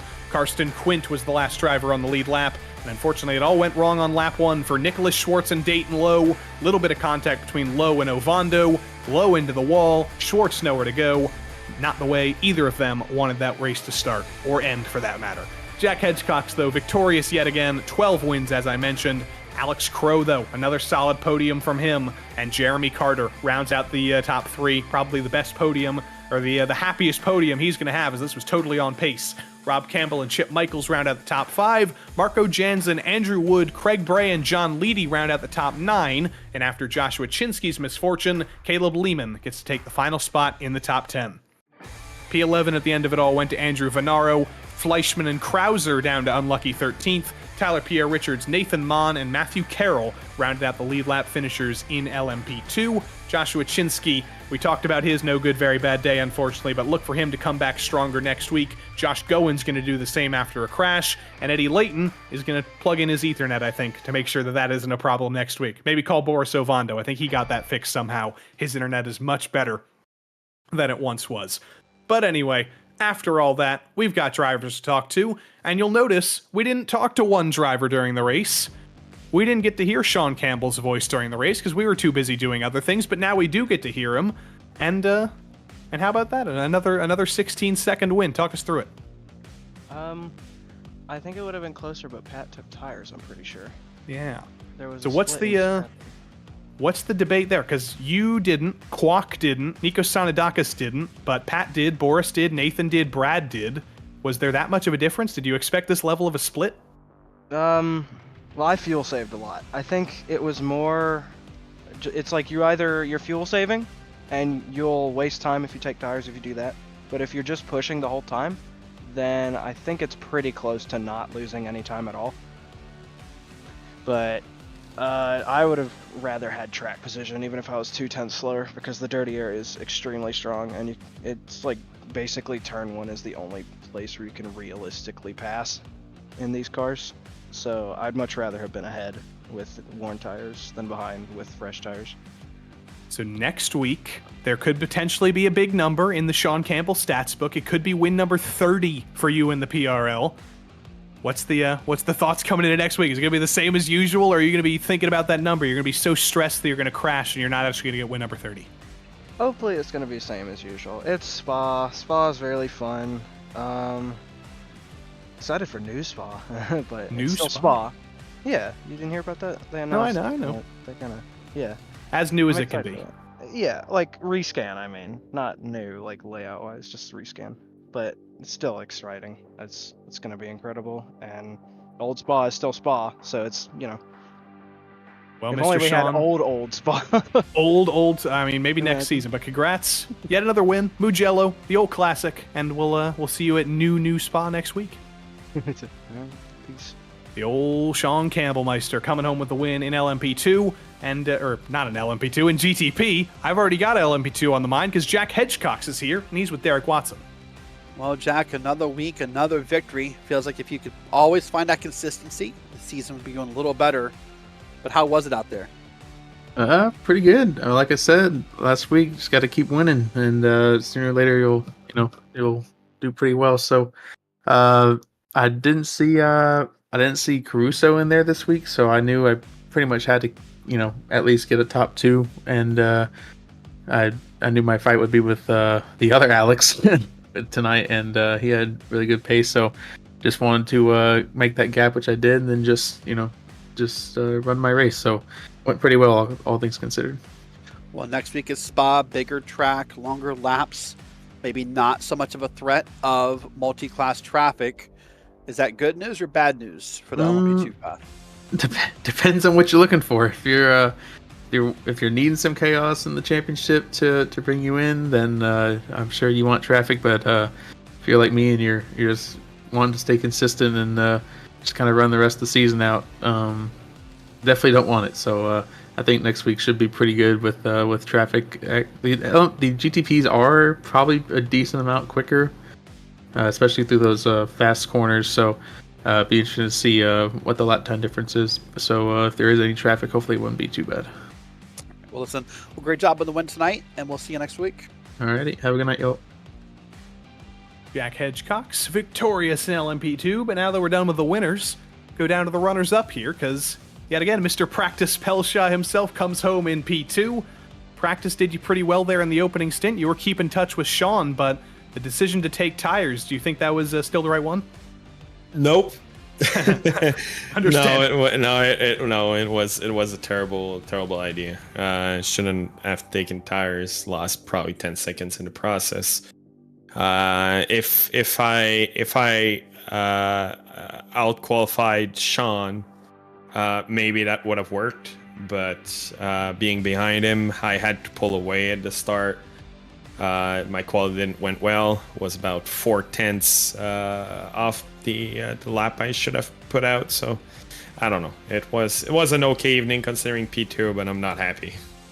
But next week is Spa, and we know every driver's got about 1 billion laps there in a GT3 car because of the 24 hours every year. But in a GTP car, it's going to be a little bit different. How are you feeling about that challenge next week?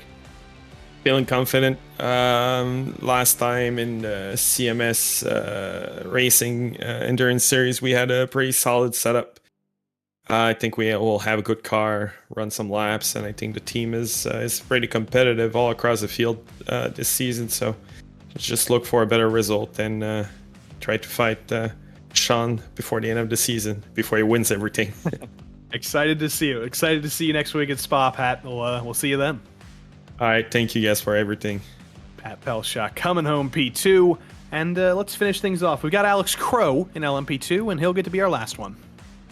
All right, Alex. Well, great job tonight, P2. You came into tonight P10 in the points. This will help a little bit in helping you climb the points. But what was it like out there all night long trying to run Jack down? Yeah, Mugello is a very challenging track. Definitely the tires, definitely the arms as well. It's a lot of back and forth corners. You need a lot of stamina just to keep running consistent laps throughout the race. Thankfully, we didn't run into too much GTP traffic. It was really just Sean that passed us, put us a lap down at the end. Looking back, was there anything differently you could have done to keep up with Jack, or was he just head and shoulders above this week? I made a small mistake right at the start. I missed a shift, and then that let Jeremy get to my inside into turn 1. I don't think it would have made too much of a difference, though. Jeremy was really quick at the front. He wasn't holding me up at all, but other than having to cut the position back at one point, Jack had really good pace. It was hard to keep up with him with dying tires. All right, well, next week is Spa, one of the bigger tracks on the schedule. Are you excited? Yeah, Spa's a really fun track just to drive in any car, really. Racing there is always great as well. It usually everyone kind of knows what they're doing in Spa, and I think everyone knowing their lines, having lots of experience at Spa really adds to the racing. All right, well, listen, great job on the P2 run tonight, and we'll see you next week. Awesome. Thanks, Derek. See you next week. And that looks like that's going to about round us out here. Alex Crow coming home P2. No Jeremy Carter, sadly, but maybe next week. We'll see if we can get him on the podium yet again.